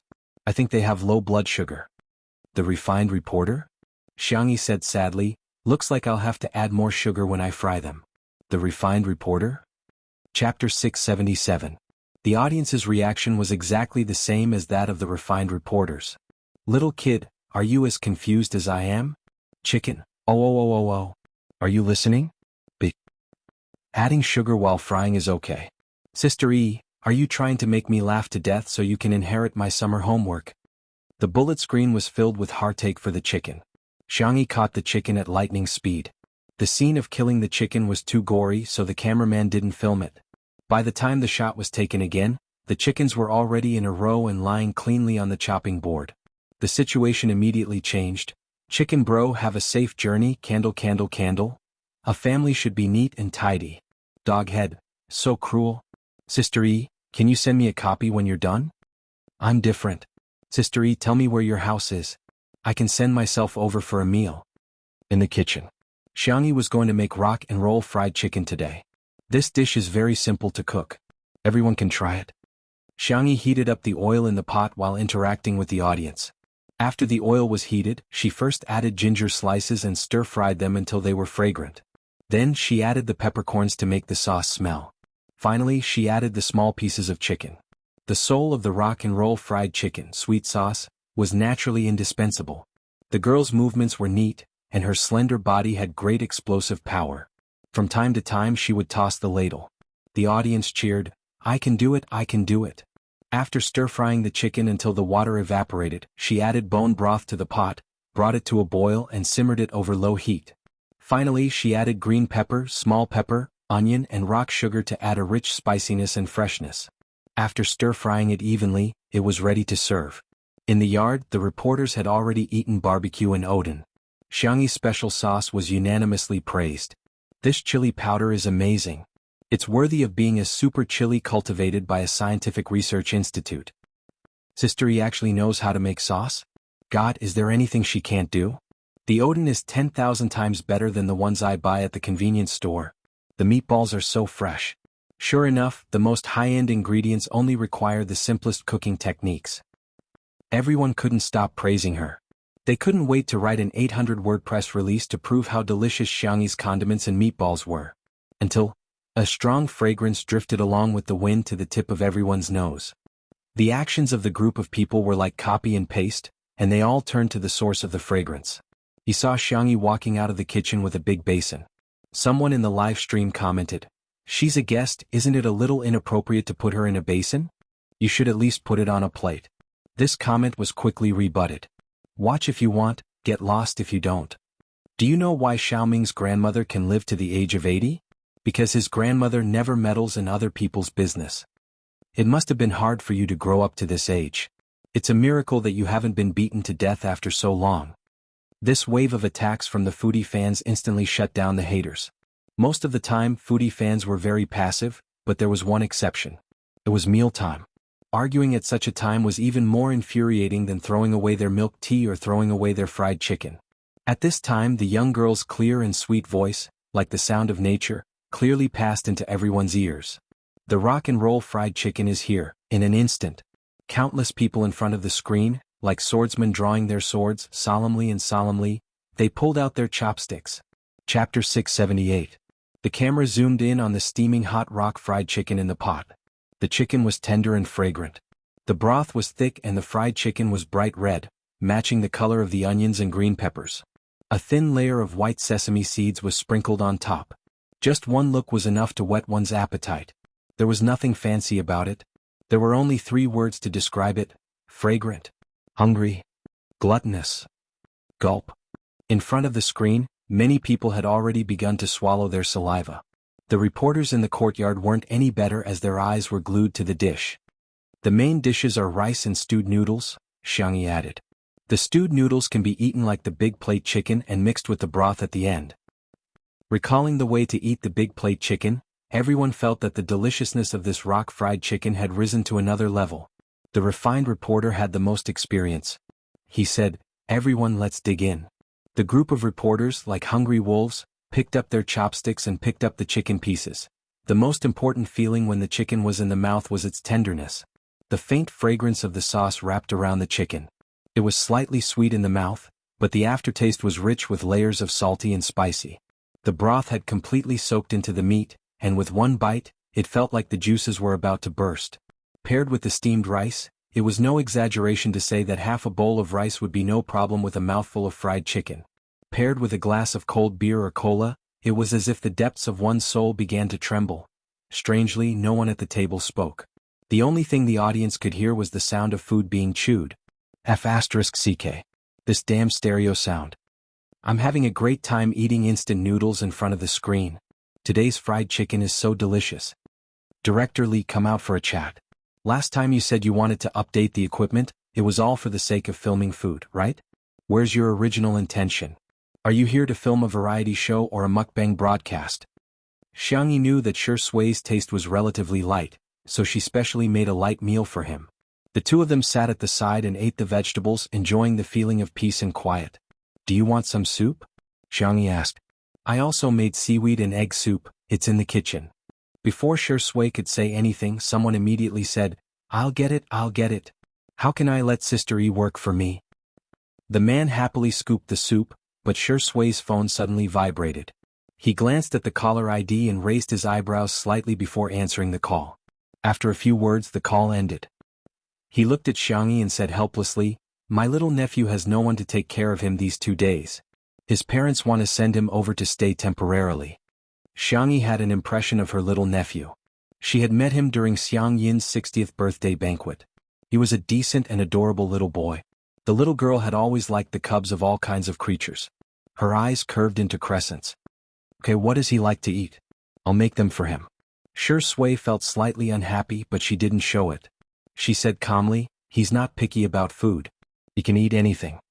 As he spoke, the staff member led a little boy over and said somewhat helplessly, there was a couple who left the child behind just now. They said they were looking for Sui. Everyone's gaze simultaneously fell on the little boy she was holding. The boy was about 4 or 5 years old. He was delicate and adorable. He had a head of naturally curly chestnut hair and was wearing a British-style shirt and suspenders. He also had a pair of well-polished leather shoes on his feet. The only thing that was out of place was his expressionless face. Chapter 679. Yu. Xianxia stood up and called the little boy's name. Yu kept a straight face and nodded like an old man. Hello, Sister Xianxia. Xianxia said, Wow, you still remember me. It had been a few months since she had transmigrated to the past when she met Yu. It was rare for a child of his age to be able to accurately call out her name. She walked up to Yu and blinked. Can I hold your hand? Yu obediently placed his little hand in her palm. He secretly glanced at Sui. The man's face darkened visibly. He walked up to Sui. The man had a strong aura and looked over indifferently. Yu braced himself and greeted, Hello, uncle. Sui said, Hello. Then, that was it. The uncle and nephew fell into a strange silence. The netizens were speechless. Were these two people biological uncle and nephew? Why did it feel like they were more polite than passers-by? Fortunately, Xianxia came to the rescue in time and asked gently, "Are you hungry? Is there anything you want to eat?" The fragrance of rock and roll fried chicken, barbecue, and Odin rushed into Shiryu's nose crazily. The little boy used all his self-control to control himself and said the words, "I want to eat," in a reserved and appropriate manner. "Thank you, sister. I've had lunch. Do you want to eat the cake? Do you want to watch cartoons? Or tell you a story?" Xianxia was always very patient with cubs, especially good-looking ones. Shiryu's clear black and white eyes widened as if he couldn't understand. Was there such a happy thing in the world? He scratched his head uncomfortably and rubbed his eyes. Xianxia misunderstood these movements. "Are you sleepy? Then I'll take you to take a nap, okay?" The little boy pretended to be cold, but his voice had the unique tenderness and softness of a child. "Okay." Xianxia held Shiryu's hand and left. The reporters smiled mischievously and winked. "Shiringdi, sister is quite good at taking care of children." "That's right. When are you going to get married? Should we consider having a second child? After all, the three-child policy is open now." Gossip was human nature. Even famous reporters were no exception. Shui sneered and did not answer. Children. He did not like it. As for Shiryu, thinking of Xianxi's attitude towards him, Shui couldn't help grinding his teeth. In the guest room, the staff brought over a car-shaped suitcase. Shiryu took out his pajamas and was about to change when he suddenly realized something. He looked up at Xianxia and pursed his lips in embarrassment.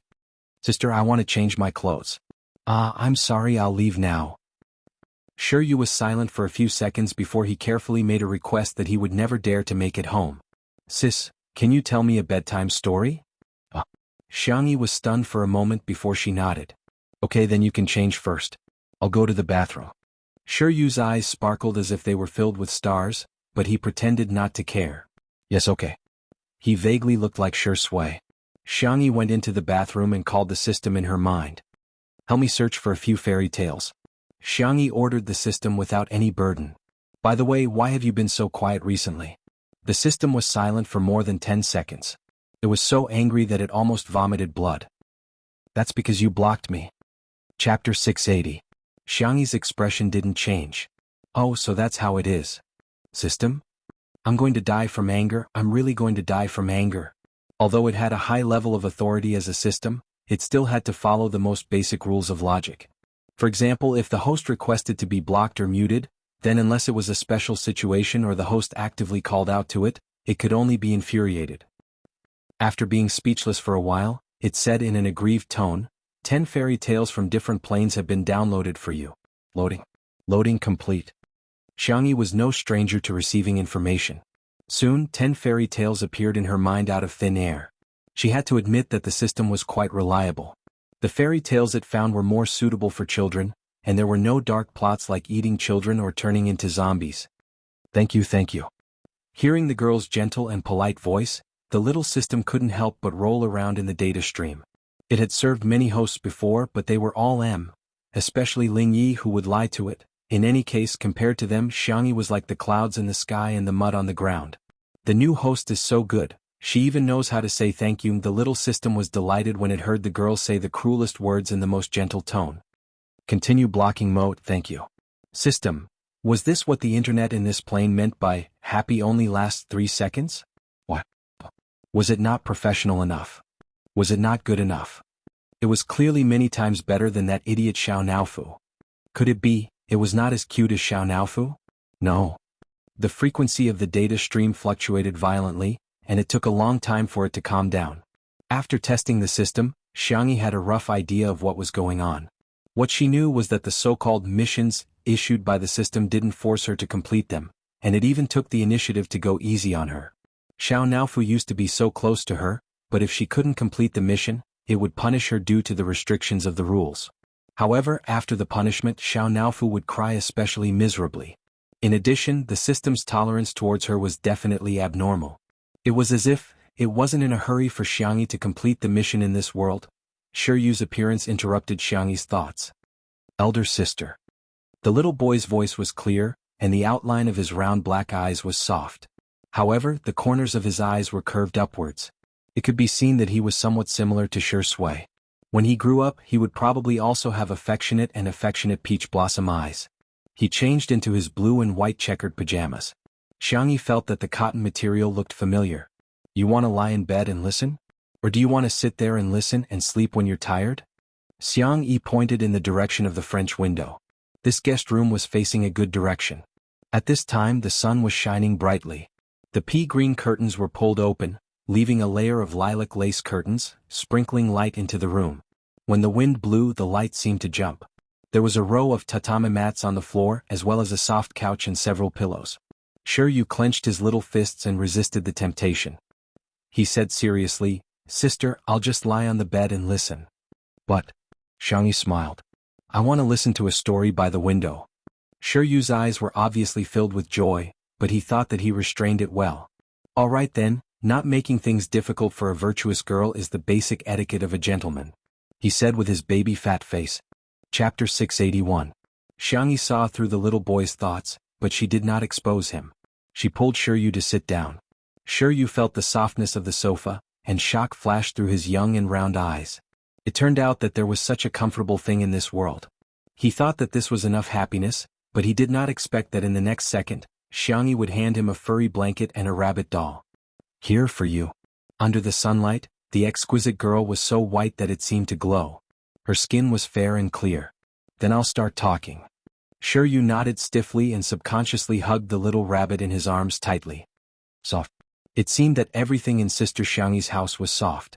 Just like her. All of this was something that Xianxia had never dared to imagine. The sun was warm and Sister Xianxia's voice was gentle. Xianxia did not take long to feel sleepy. Even though he adhered to strict family teachings and paid attention to his sitting posture, he was still young. Not long after, the little one sank into the cloud-like softness. Prince Lemon found Princess Orange and told her that in this world, every fruit is different, but every fruit is worthy of love. Xianxia was sleepy, but he still stubbornly asked, "Sister, what if no one likes it?" Xianxia was deep in thought. For example? Princess Durian. Xianxia used the fruit he hated the most as an example. His long eyelashes drooped, casting a faint shadow. What if no one in the world likes Princess Durian? Xianxia was silent for a while and patted his little head. Maybe the prince who likes durian is still far away. If you wait a little longer he will appear. Xianxia's long eyelashes trembled. But, what if he can't wait? Sister, you can't guarantee that your answer is 100% correct, right? After asking, he regretted it a little. Xianxia had an ability to express and reason that exceeded his peers. In a sense, he could be called a genius. However, the people around him would always treat him like a child. Even if he could solve a problem that even adults could not solve, he would only receive an impatient sentence from his father. What's the use of solving this? Or, they would be treated like monkeys by others. Xianxia, come and perform a pie table. When he recited it, those people would often look surprised. Not bad, you're quite powerful. Then he changed the topic, but he's still a child. Learning so much will spoil his brain. Who knows, I might accidentally become Shang Zhongyong's. You were smart when you were young, but now that you've grown up, you're just like everyone else. There were very few adults who could answer the questions he asked. Whenever they couldn't answer, they would come up with all sorts of excuses to brush him off. Children don't need to know these things. You'll know when you grow up. Go away, don't bother me. You can search for it on your phone and you'll know. Over time, Xianxia got used to it. He thought that if Sister Xianxia couldn't answer his question, she would probably be put in a difficult position. She would also be worried about how to answer him perfunctorily. Unexpectedly, Xianxia cupped her cheeks with her little hands and said in admiration, "Xianxia, you're so amazing to think of such a problem." He was stunned for a moment. Then he heard the girl say seriously, "Everyone can have their own opinions and opinions. That's just my answer. What about you, Xianxia? What's your answer? Can you tell me?" Chapter 682. Xianxia was stunned. There was no rebuttal, no ridicule, and no perfunctory attitude. Instead, she treated him like an adult, respectful and equal. This was beyond Xianxia's understanding. After his mind went blank for a moment, Xianxia clenched his fists excitedly and expressed his opinion. "I think that other than the possibility that Sister mentioned, there is also another possibility. Perhaps Princess Durian will never be able to wait for her prince in her lifetime, and she might be hated by others. But it doesn't matter. She also hates others, so..." The little boy hesitated for a moment and did not dare to say his true thoughts. He was so smart and sharp, so he was afraid that Xianxia would guess that the durian princess was himself. So Princess Durian lived a happy life alone? Xianxia added the end. Did I guess right? Shiryu looked up at her and then lowered his head to look at his toes. Yes, you're half right. Xianxia was very distressed. Huh. Her confused tone satisfied Shiryu to a certain extent. He deeply felt that he was needed. Xiangxi's sister was an adult, but he could help her answer this question. The little boy subconsciously straightened his back and said seriously, because a person won't be happy. I see. I think what you said makes sense, Shiryu. But I want to refute. Just like you said, I can't prove that my answer is correct. Similarly, Shiryu, you're the same. Why can't a person be happy? Just like in this world, boys can be with girls, boys can be with boys, and girls can be with girls. However, even if you don't choose, I think it doesn't matter. People can choose to be with others, and of course they can also choose not to be with others. As long as it's the lifestyle they like, it's fine. Even if Shiryu was a genius, the amount of information in Xiangxi's words was still too much for him. Xiangxi's point of view was something he had never imagined. Let me tell you a secret.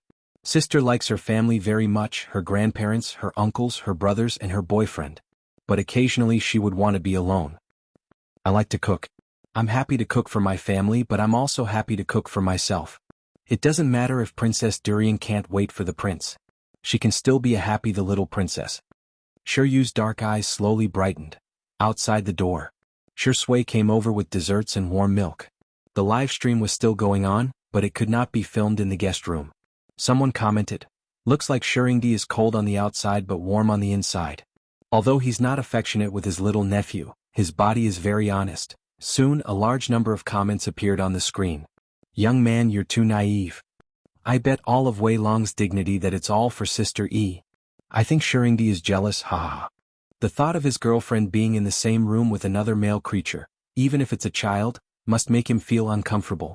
Hearing the conversation between Xiangxia and Shiryu, Shui's first reaction was to turn off the microphone. Then he knocked twice on the door. Xiangxia came over to open the door with a little Shota following behind her. Seeing how clingy the little guy was, Shui narrowed her eyes. Shiryu shrank his neck, instinctively sensing danger. Chapter 683. Fortunately, Uncle Shui didn't seem to be crazy enough to beat up a child. He handed the tray to Xiangxia and said indifferently, "I'm afraid you two will be hungry." Shiryu heaved a sigh of relief. Xiangxia took it. "Thank you, boyfriend, I'll continue telling Shiryu stories." Hearing this, Shiryu grabbed Xiangxi's clothes out of a childish desire to show off. He mustered up his courage and said, "Big sister's stories are very nice." It wasn't just stories. Her speech was also very nice. Shiryu was overjoyed. In just a short while he wished that he could stay here forever. Shui stared at him for a few seconds, then lowered his long eyelashes and said in a slightly hoarse voice, "No one has ever told me a story since I was young." Xiangxia was stunned. Not far away, Xiao, who was swaying on a hammock in the cat villa, couldn't help but roll its eyes when it heard Shui's words. How could there be such a shameless dog man like Shui in this world? Although the audience in the live stream couldn't hear anything, Shui was worthy of being called the best actor. Just the action of lowering his head was enough to make people's imaginations run wild. Judging from Xiaofu's expression, Shirindi must be an old green tea. Shui's acting is superb. Just the action of lowering his eyes and opening his mouth makes me feel so pitiful. I want to hug him. My focus is different from yours. Yu is still so young, but his facial features are already so good-looking. I have a bold idea. Big sister can wait for you to grow up. Doghead, Xiangxia thought for a while, then asked tentatively, "Then? I'll tell both of you at the same time?" Shiryu's expression was slightly resistant. Shui, however, curled his lips. Okay, thus, a certain best actor swaggered into the room, forming a sharp contrast with Shui's dark expression. Xiaofu, meow meow meow. You? This dog man's tea skills are superb. After the three of them entered the guest room, the screen of the live stream went dark for a few seconds before changing to the courtyard. The audience was extremely anxious. Who wanted to watch these people eat and drink? Wouldn't that be too lonely? Everyone protested under the official Weibo account. Li Jinyu had a headache when he saw those comments. He was hesitating whether he should call Xiangxia and Shui out when the door opened. Xiangxia went to the living room and rummaged through the cabinets. He asked curiously, "Sister E, what are you looking for? Do you need help?" Xiangxia, yellow paper, cinnabar. Li Jinyu was dumbfounded. What the hell? Something for drawing talismans. The girl's answer shocked Li Jianyu. Sister, calm down. We can't engage in superstitious activities. Otherwise, the live stream room might be warned or banned. Sure you can't sleep.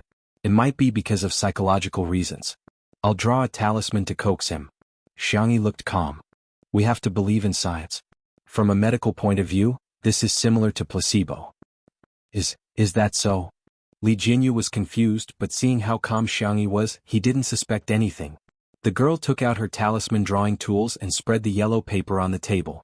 She casually dipped it in cinnabar, and her movements were smooth and fluid. In just a moment, a talisman was drawn. The live stream audience was dumbfounded. It seems quite like that. However, there were also people who questioned. Is it that casual? Drawing talismans is a very serious matter. One needs to bathe, change clothes, burn incense and wash the brush. Xianxia's drawing is simply child's play. Chapter 684. There are congenital and postnatal talismans. To put it simply, congenital talismans can only be drawn by geniuses. As the saying goes, a little bit of inspiration is a talisman. The ritual rules for postnatal talismans are complicated, and ordinary people draw postnatal talismans. However, Xianxia drew postnatal talismans. You can choose not to believe it, but you can't be disrespectful, right? However, Xianxia didn't have that many scruples. What she drew was a heart-calming talisman that she had learned in a certain immortal cultivation world, which had the effect of calming the mind. However, she was in her own world and didn't have the so-called dermic powers. There was also no spiritual energy in this world, so she felt that this talisman wouldn't have any substantial effect. It was just to coax children. Little did she know that the video of her drawing talismans was coincidentally seen by a certain talisman enthusiast. Professor Zhu had done a lot of research on traditional Chinese culture, especially the classics of mountains and seas, myths and other aspects. His main job was as a history professor at Nanjing University, and his daily life was very healthy. Apart from teaching classes and guiding graduate students, he would refine herbal pills, take care of the flowers on the balcony and various vegetables in the backyard. Ever since he had an exchange with a few Taoist priests at an academic event, he had developed a strong interest in talismans. Apart from analyzing the culture, history and origins behind them, he would occasionally draw a few talismans for fun. After some scientific research, he discovered that it was indeed difficult to draw talismans. Apart from the superstitious factors, the drawing of talismans was complicated, just like traditional Chinese characters. It was already very difficult to remember. Secondly, the talisman maker was required to draw it in one go without any interruptions. These two conditions had stumped a lot of people. Today he came to attend a study report by a few graduate students. Before it was time, someone had already started watching the video. Professor Zhu wasn't like some old-fashioned teachers who were resistant to popular things. On the contrary, he was quite fashionable and trendy. He felt that as long as the students completed their study tasks, it was fine for them to play games and watch short videos. It was fine as long as it was moderate. Hence, not only did he not reprimand the students, he even held his thermos and watched the video with relish. The video of Xianxia drawing talismans happened to be playing on his cell phone. At first, Professor Zhu thought that the girl was just fooling around and casually drawing a few strokes, but the moment Xianxia really started drawing, Professor Zhu subconsciously held his breath. The girl's movements were calm and languid, as if she was drawing a freehand painting of mountains and rivers. A moment later, a talisman was formed in her hand. The student muttered, "What the hell is this? Why does it look like scribbles?" Professor Zhu suddenly slapped his thigh. "Good." The student was shocked and trembled in fear. "Teacher, I don't want to read anymore. I'll start reading now." However, he heard Professor Zhu's praises. "My brush strokes are divine, and I'm done on the first try.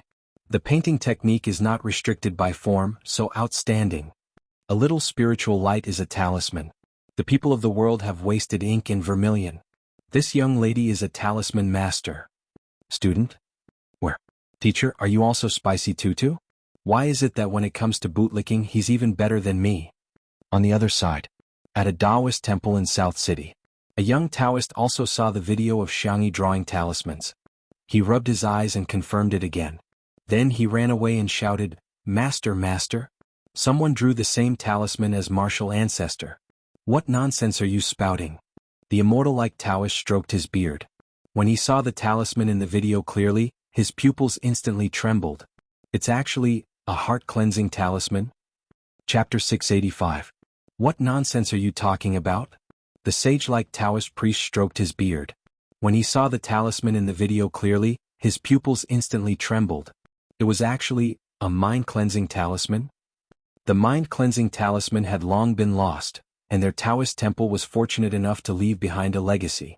Unfortunately, because this talisman was too difficult, it had been lost in the generation of the Grandmaster.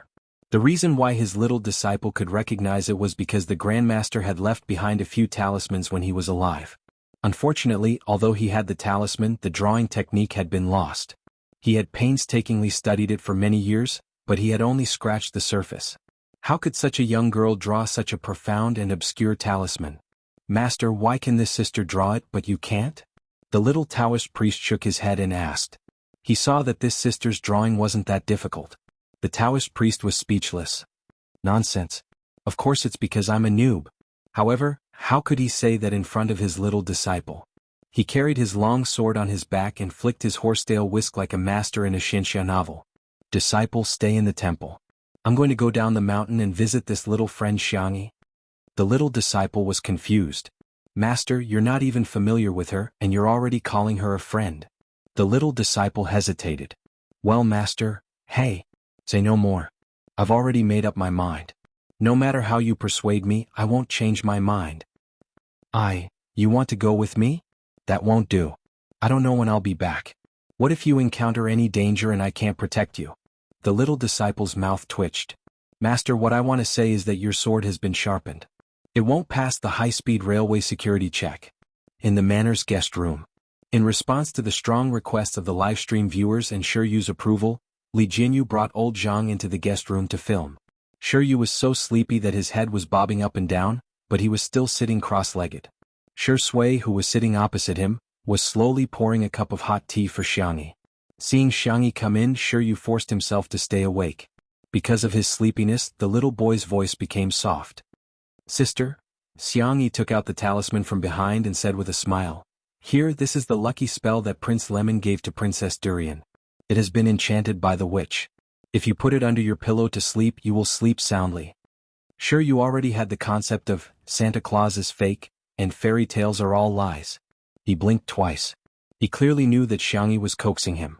But he liked it so much. The little boy carefully placed the talisman paper under the pillow as if it was a precious treasure. Xianxia tucked him in. Good afternoon. Shiryu stole a glance at Shui and said boldly, Good afternoon, sister. Suddenly, a large number of viewers in the live stream were shouting that they wanted to steal the cute baby. Shiryu had never slept well, but for some reason not only did he fall asleep very quickly today, he even had a particularly beautiful dream. After the little boy fell asleep, Xianxia pulled Shui away. After carefully closing the door, Xianxia sighed. Shiryu is so obedient. He must be very easy to take care of.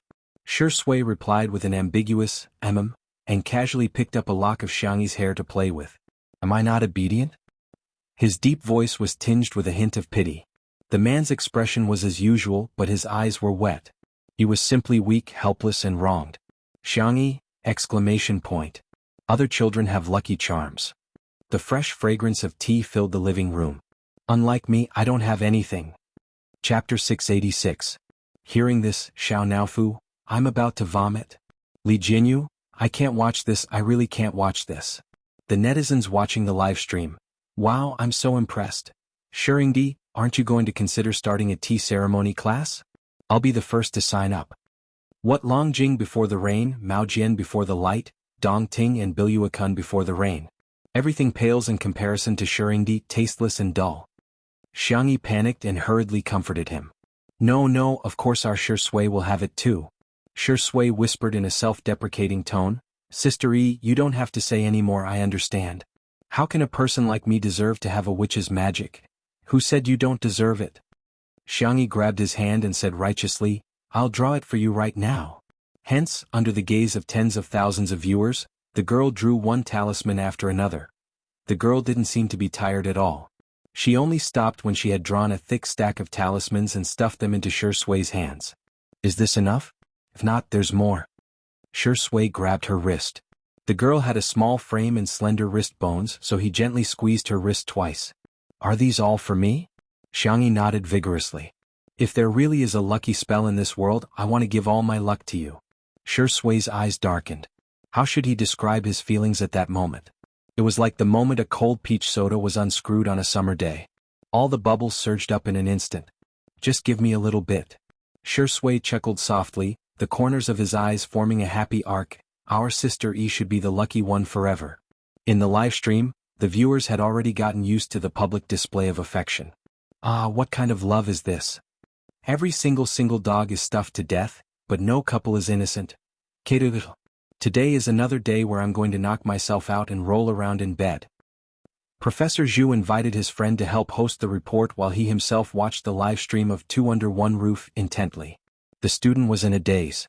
Hashtag what if my teacher is more addicted to the internet than me? Hashtag when Xianxia drew talismans for Sui, Professor Zhu was amazed. In the eyes of ordinary people, Xianxia was just blindly drawing. But in his eyes, every stroke of Xianxia's was exquisite beyond compare. It contained ancient history, traditional culture, and the inheritance of faith. How was this drawing talismans? This was simply art. Taoist Ren was forced to change his peachwood sword and take the high-speed train to Nanjing. His eyes were fixed on the phone and the passers-by beside him shook their heads. This was truly the era of entertainment to death. Even Taoist priests were following variety shows. Little did they know that Taoist Ren was so shocked that he was speechless. Heart-cleansing talisman. Safety talisman. House-guarding talisman. Most of them were talismans that he had never seen or heard of in his life. Not only did the variety of talismans make him dumbfounded, but what was even more surprising was that Xianxia drew one talisman after another without taking a break in between. Drawing talismans was very taxing on the mind, and he had to rest after drawing one talisman.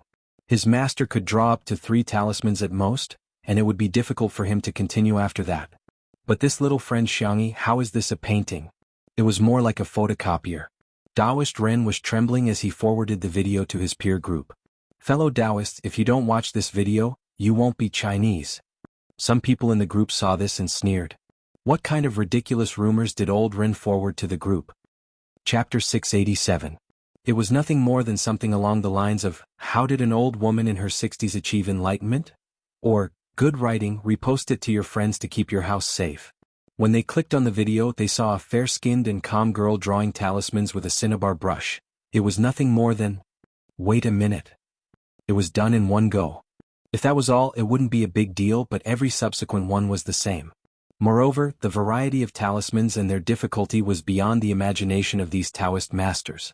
When the last second of the video ended, the screen went black again. Several blank faces were reflected on the screen. Who exactly was this little friend? The group that had been silent for a long time suddenly became lively. Taoist Master Min from Baiyun Temple. What's this little friend's name? Where does she live? Does anyone know?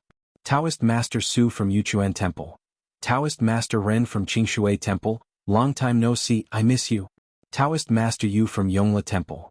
Taoist Master Ren from Qingshui Temple. You and I have known each other for many years. Even if we're not brothers, we're closer than brothers. Can you reveal some information about this little friend? For a moment, everyone rushed to tag Taoist Master Ren. Taoist Master Ren, who had always been hated by everyone in the group, suddenly became the most popular person in the group. In the living room, Jianghu was too curious and directly entered the camera. He squatted between Xianxia and Sui and asked, Sister E, is this talisman really useful? Is there a fortune talisman? It can make me rich in minutes. Or buy a lottery talisman for sure. Xianxia. No. Jianghu didn't give up and squeezed closer to her. With a flattering smile, he said, Sister E, we're all on the same side. It's okay to be a little bit metaphysical. Sui's expression didn't change. She grabbed his collar with one hand and pulled him towards her. Even his clothes couldn't touch Xianxia. It was full of possessiveness. Jianghu put his index finger and thumb together and rubbed it a few times. This action looked inexplicably wretched. In the stream, Ah, son, you're so ugly that I'm your father. Sure enough, there's no harm without comparison. Son, your face is so much bigger than Sister Yi Shengdi. Sister E, look at me. I'm not greedy. Arrange it with the peach blossom talisman. As long as you can recruit a few guys with 8-pack abs. Xianxia said sternly, you shouldn't have such a mindset. Wake up. There is no such thing as metaphysics in this world. The world is unified by matter. Matter is in motion, and there is a law to its motion. Laws can be recognized and recognition can develop and change. Jianghu? The audience in the streaming room? The reporters who were about to say their goodbyes were dumbfounded when they heard Xianxi's serious words. So Sister Yi, was this materialistic? So, do you understand? Li Jianyu suddenly felt ashamed. Understand what? Xianxi said bitterly, what should we believe? Believe in science. Li Jianyu was instantly enlightened and exclaimed, okay Xianxi, I'm enlightened. The audience was dying of laughter. What F*** King Enlightenment? What the hell are you trying to comprehend? The next second, a certain black-bellied actor calmly said, Li Jianyu, there seems to be a dark shadow behind you. Li Jianyu, who was easily frightened, screamed crazily. Chapter 688. Xianxi, Shui, livestream viewers? Shuringdi is so mean, haha. I can understand the first part, but what the hell is with Xiao Mashin's transformation? What do you guys know? Our son is giving us a vivid performance of the pragmatism of the Chinese. We'll believe in whatever spirit it is. Tiske, this is the same as putting Confucius, Newton, and Einstein on the table before an exam. Li Jianyu's expression was like a frightened chicken, providing fresh material for the emoji community and the ghost section. Xianxi held back her laughter. No, he's lying to you. Turn around if you don't believe me. No. Li Jianyu would rather die than give in.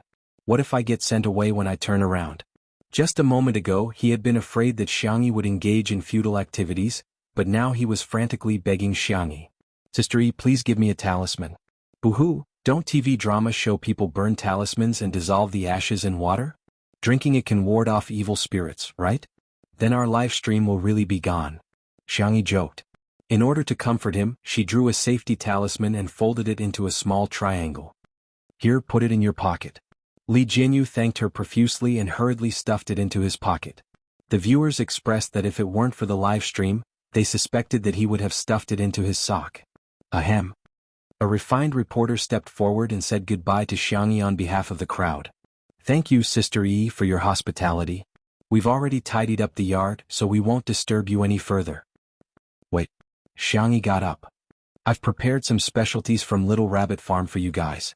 Everyone was polite. How can we accept this? You're even taking food and drinks. What kind of people are we?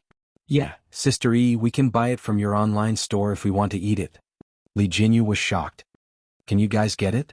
I've been single for many years, but I still can't get it. The reporters? They felt as if they had been stabbed in the heart. Get it, my ass. At most, he could only go to the seafood market to increase the price by a few times. A smile appeared in Xianxi's eyes. It just so happens that a new product has been released recently. You can take it back and try it. The little girl was meticulous and had already arranged for people to prepare the local specialties. Everyone was given a basket. Inside were Little Rabbit Farm signature products, such as spicy rabbit head, spicy beef, milk strawberries, and so on. There were also vacuum-packed pickled radishes, pickled cabbage, and 3 packets of a new product, instant rice noodles. The packaging was as cute as ever. A soft bunny was holding a bowl and eating rice noodles in big mouthfuls. The audience in the live stream room. Another new product? Time to test your hand speed. New products are coming out pretty quickly. If you're so capable, you can buy as many as you want. I dare to buy women, but do you dare to sell them? Xianxi is really the biggest obstacle in my pursuit of stardom. Mama doesn't even know how to spend money for you. Hurry up and accept endorsements. Hurry up and shoot the new products in the magazines. Mommy wants to spend money on you. The reporters were flattered and thanked him profusely. When they reached the door, someone exclaimed in surprise, "Wow, I have a small jar of barbecue sauce inside." Sister E, did you hear me say that the barbecue sauce is delicious? Wow, I have one too. I mentioned that I wanted to drink big sauce soup and there's actually a jar of big sauce inside. Sob, mine is fruit. Sister E is so considerate. Everyone shared their joy. The feeling of being cared for was really wonderful. Chapter 689. Xianxi and Shui did not have the habit of taking afternoon naps. As usual, they sat by the floor-to-ceiling windows, one reading a script while the other flipped through medical books.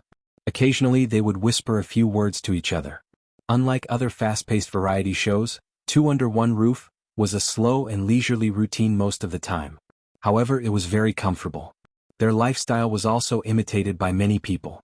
Many people would often turn on the live stream and turn down the volume before doing their homework or reading. Not only did they calm down but they also improved themselves. Around 2 o'clock. Shiryu woke up. He hadn't slept so well in a long time. He stretched his back and suddenly thought of something, after which he scurried out of the room barefooted. Shui was the only one in the living room. The little boy froze in place and hesitated for a few seconds before asking timidly, "Uncle, where's Sister Xianxia?" Shui glanced at him and said calmly, "She went to get changed. Do you want some water?" Shiryu shook his head and grabbed the corner of his pajamas helplessly. Fortunately, little Shiji came over and nudged his calf. Shiryu's tensed body finally relaxed a little. He squatted down and looked at little Shiji for a few seconds before asking carefully, "Can I touch you?" The little boy's black eyes lit up and he wiped his little hands on his clothes before gently touching little Shiji's head. It was furry and a little warm. Xiao Naofu widened its icy blue eyes. This stupid cub actually touched that silly dog instead of me? Although I like being touched too. I'm the most popular one in this family. Hence, Xiao Naofu pushed little Shiji away and spoke to Shiryu in a soft and coquettish voice. "Meow meow, no human can resist a cat. Not even a human cub." Shiryu held his breath, amazed by how adorable Xiao Naofu was. Seeing that he didn't react for a long time, Xiao Naofu tilted its head and grabbed Shiryu's sleeve with its little paw. "Meow. Is this Huhu not charming enough? How could this detestable cub be indifferent to this Huhu's body?" This scene of jealousy was a critical hit to the cute pet and treasure lovers in front of the screen. Today I'm going to steal little Shiji and Xiao Naofu again. Is there any weapon more lethal than the combination of cute pets and cute babies? Oh. There's the T-Saint before and now there's the T-King. I wonder if the T-Saint or the T-King's acting skills are better. I recommend that both of them be admitted to the national team as an exception. If I say that Shirindi and Xiao Naofu are T-artists, does anyone refute that? Shiryu finally couldn't help but reach out his little hand and gently poked Xiao Naofu's head. Shwa, once they touched they separated. However, that feeling seemed to be even better than touching little Shiji. Xiao Naofu, sure enough there's no man this Huhu can't seduce. The kitten lightly jumped into Shiryu's arms and took the initiative to rub against his chest as if it was acting coquettishly. Shiryu was speechless. It rubbed against me. The cat rubbed against me. It smells so nice, so soft and so cute. Shiryu looked around and saw that Shui was still staring at the script in his hand. The little cub's black grape-like eyes were bright and clear. He hugged Xiao Naofu with both hands and said in a mature tone, May I kiss you?" Without waiting for Xiao Naofu to answer, he smacked his lips and kissed Xiao Naofu's forehead. Shiryu's ears immediately turned red. Xiao Naofu was dumbfounded. F***CK, you guys with the surname Shur are indeed dogs from the same lineage. Chapter 690. No, this cub was even worse than that old man Shui. He was asking for permission with his mouth, and then he kissed him directly. This was equivalent to shaking hands in a martial arts competition and then breaking the other party's hand. It was simply unethical. Especially after the kiss, he was so embarrassed that he could not raise his head. Those who did not know would think that this Huhu did something to him. Shiryu was really embarrassed. He never thought that he would actually do such a thing like kissing a kitten. This went against the gentleman education he had received since he was young. Sob sob. Sob sob sob. Just as the little boy wanted to dig a hole and bury himself in it, Xianxia came out after changing her clothes. The young girl had changed into a light blue and white sportswear. At first glance, it looked a bit like a high school sportswear, but she looked like the school bell in it. Shiryu, why is your face so red? Do you have a fever? Xianxia's tone was worried. She wanted to check the temperature of his forehead, but Shiryu avoided her. I'm fine. The little boy was embarrassed. He was afraid that Xianxia would find out that he had secretly kissed the kitten. He stuttered a little. Sister, are you going out? Xianxia, yes, I'm going to climb the mountain with your uncle. We'll also dig some wild vegetables and pick some wild fruits or something. Shiryu's eyes lit up. Other than the kindergarten, his range of activities was at home. His parents were too busy and rarely took him out to play. Xianxia suddenly realized something. Then you should call me auntie. Otherwise, wouldn't the three of us mess up the seniority? The man's deep voice came from behind. Call me auntie. Xianxia's ears were a little hot. Don't talk nonsense. However, under his uncle's kind gaze, Shiryu shrank his neck and called out obediently. Auntie Xianxia. Now there was one more person who was embarrassed. Shui's thin lips curled up. This little boy was obviously more pleasing to the eye. He ruffled his hair. If you want to go and change your clothes. Shiryu could not wait. I'll go now. Yu changed his clothes as fast as he could and took the initiative to put a thermos cup, toilet paper, chocolate and other items into his small school bag. Could be said that he saved the adults a lot of trouble. Xianxia asked if she wanted to help him carry the backpack, but the little boy shook his head decisively. "Auntie, I can do it myself. If you need it, I can carry it for you." The audience in the live stream was wailing. Sure enough, other people's children were different. "Oh my God, how did you teach your child to be like this? Yu's ability to take care of himself is too strong. He doesn't look like a young master from a wealthy family at all. Why is Yu such a gentleman? Not only does my brother not help me carry my bag, but he always makes me carry his bag for him. If you don't take it, you're rolling on the ground and crying." Xiao Naofu also insisted on going, so Xianxia decided to bring it along with little Shiji. Someone commented in the live stream, "Wow, this is like a family of 3 bringing a cat and a dog for an outing." Someone immediately retorted, "Bullsh*t. They're clearly 2 dogs. You there? Yu doesn't deserve a name? Ha, what a joke. Is little Shiji our Shui dog?" When the audience saw these comments, they were about to die of laughter.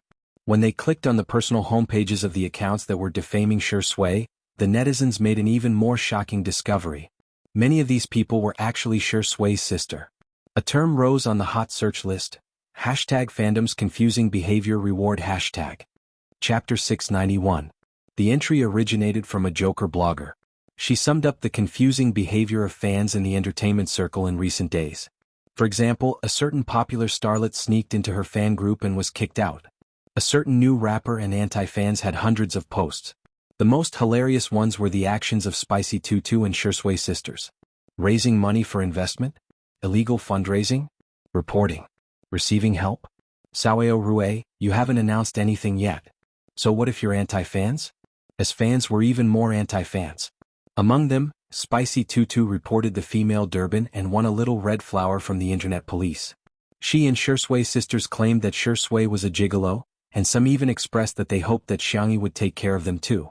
As soon as this Weibo post was posted, it received more than 1,000 comments. "I've laughed my head off so many times. Spicy Tutu is so cute. Not only is she Buddhist, she's also so silly. Shui sisters didn't used to be like this. Why do I feel like she's been assimilated by Spicy Tutu?" Of course, the Shui sisters would never admit that they were as silly as Spicy Tutu. "Don't remind me, we're very aloof, okay? As for Xianxia, I guess I'll just make do with her." At the manor. After packing up, Xianxia and the others were ready to set off with the production crew. As soon as they walked out of the door, they heard a loud and hurried shout. "Xianxia, hold on. Is he looking for Sister E?" Everyone turned to look at him and was stunned. The person was wearing an old blue Taoist robe with his long hair tied up in a crown. He carried a peachwood sword on his back and held a white horsetail whisk in his hand. He looked like an immortal. Of course, that was if one ignored the fact that he was carrying a big iron pot. The netizens watching the live stream were confused. "This scene seems familiar. It reminds me of Sanmao bro. Hades? So what if you're carrying a big bowl? Look at how big his pot is." Xianxia was also very confused, but she still nodded politely. "Hello, may I know what you're looking for me for?" Taoist Ren was excited. "Little friend Xianxia, I'm here to ask for your guidance." Xianxia? Everyone? Viewers in the live stream room? As the saying goes, fellow disciples are friends. Little friend Xianxia, although we've only met by chance today, in my heart, I've already treated you as an old friend of mine for many years. When it came to being thick-skinned, Taoist Ren was invincible. In the live stream, this person is a scammer? Could it be an actor hired by the production team? I just like small plots without a script. If there was a script, I wouldn't want to read it.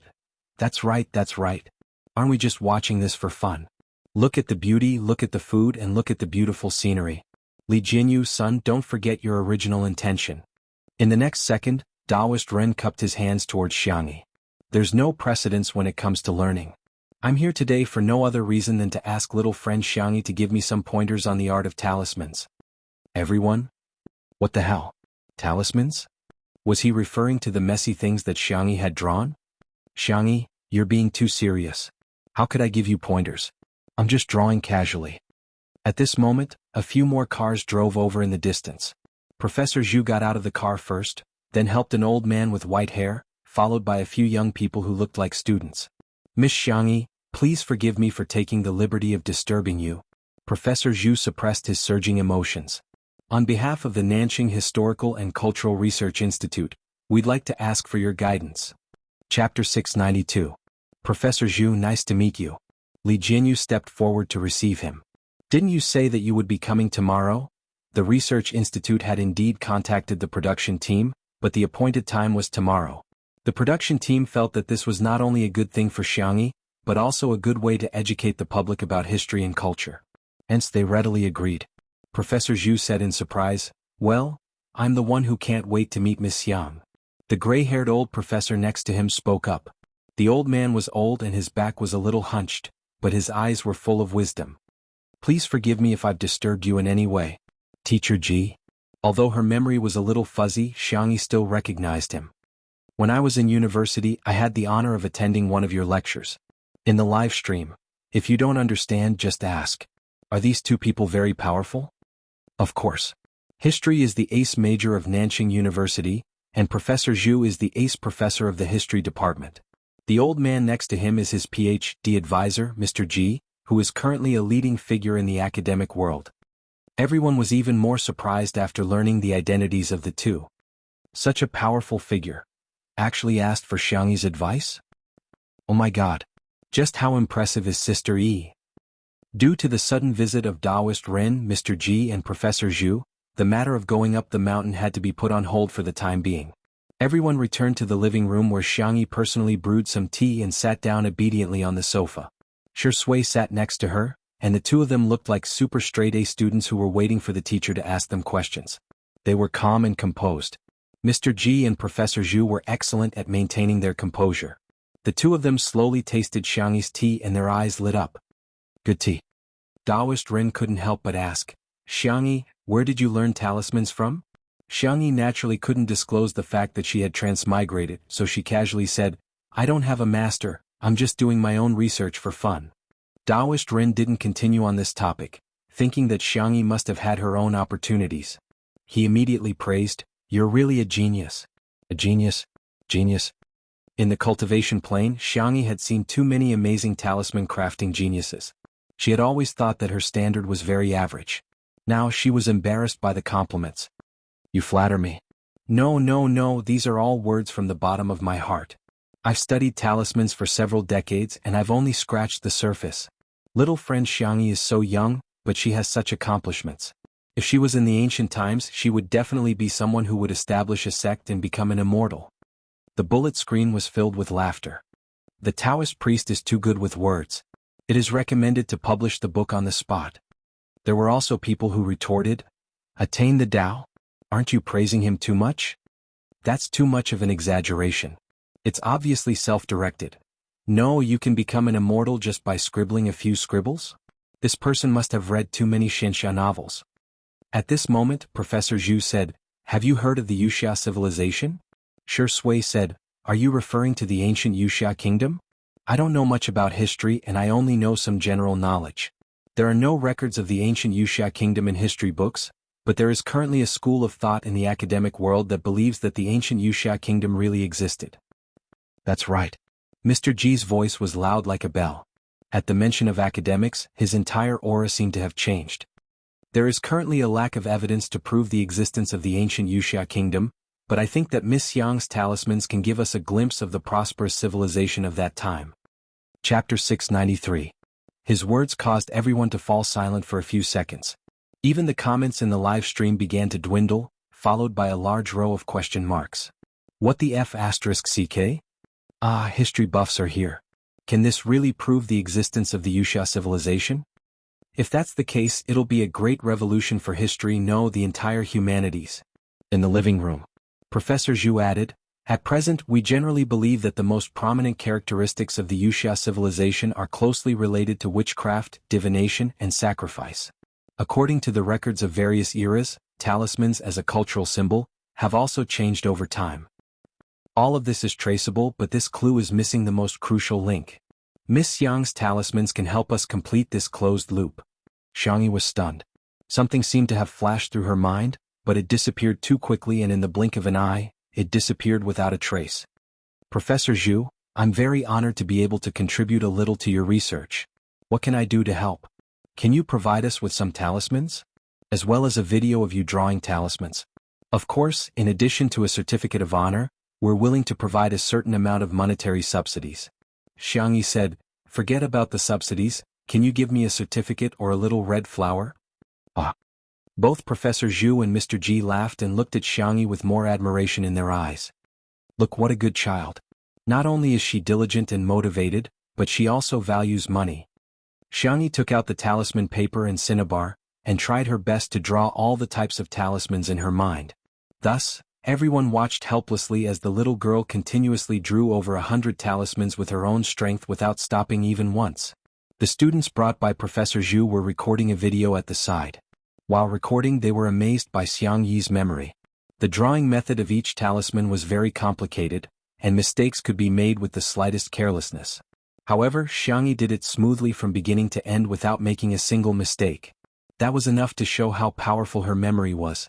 After drawing hundreds of talismans, Xiangyi's hands were still very steady, which meant that her concentration had reached a terrifying level. If such a person were to engage in scientific research, her achievements would definitely be immeasurable. The students looked at each other in dismay. All of them had long faces. Alas, what kind of rookies are we? Time passed. Swish, after finishing the last stroke, the girl exhaled softly. She drew all the types of talismans she could think of. She should be able to help Professor Zhu and the others a little, right? I'm done. Xiangxia turned around and asked the students, have you recorded everything clearly? Is there anything that needs to be recorded? The few of them were stunned at first, then they reacted. It's done, it's done. Very clear. We even took pictures from different angles. Before they came, they were still a little prejudiced against Xiangxia. After all, it was easy for a female celebrity to give people the impression that she relied on her looks to make a living. But Xiangyi's talent and character had conquered them. Gentleness could be seen in the details. If he was lucky enough to be friends with her, it would definitely be very comfortable getting along with her. Professor Zhu and the others thanked him profusely as if they had received a treasure. They were in a hurry to go back and do their research, so they proposed to leave first. Before leaving, Mr. Ji broke free from Professor Zhu's support, faced Xiangxia, and with much difficulty he bowed. Miss Yang, thank you for your selfless dedication. I'm proud of the country for having a young person like you. Chapter 694. He pulled out his peachwood sword, stuck a talisman on it, and threw the sword into the air. The livestream viewers. Oh my god, can he really fly on a sword? In the next second, the peachwood sword hit Daoist Ren's head and he let out a shrill scream. Ouch, it hurts. Everyone, Li Jinyu said cheekily, don't imitate that dangerous move. Thank you, Daoist Ren, for your performance. He sacrificed himself to entertain us. His spirit is so commendable. The livestream viewers, talking nonsense with a straight face. Ha ha, Daoist Ren is my laughing point today. Daoist Ren, this sword is immoral.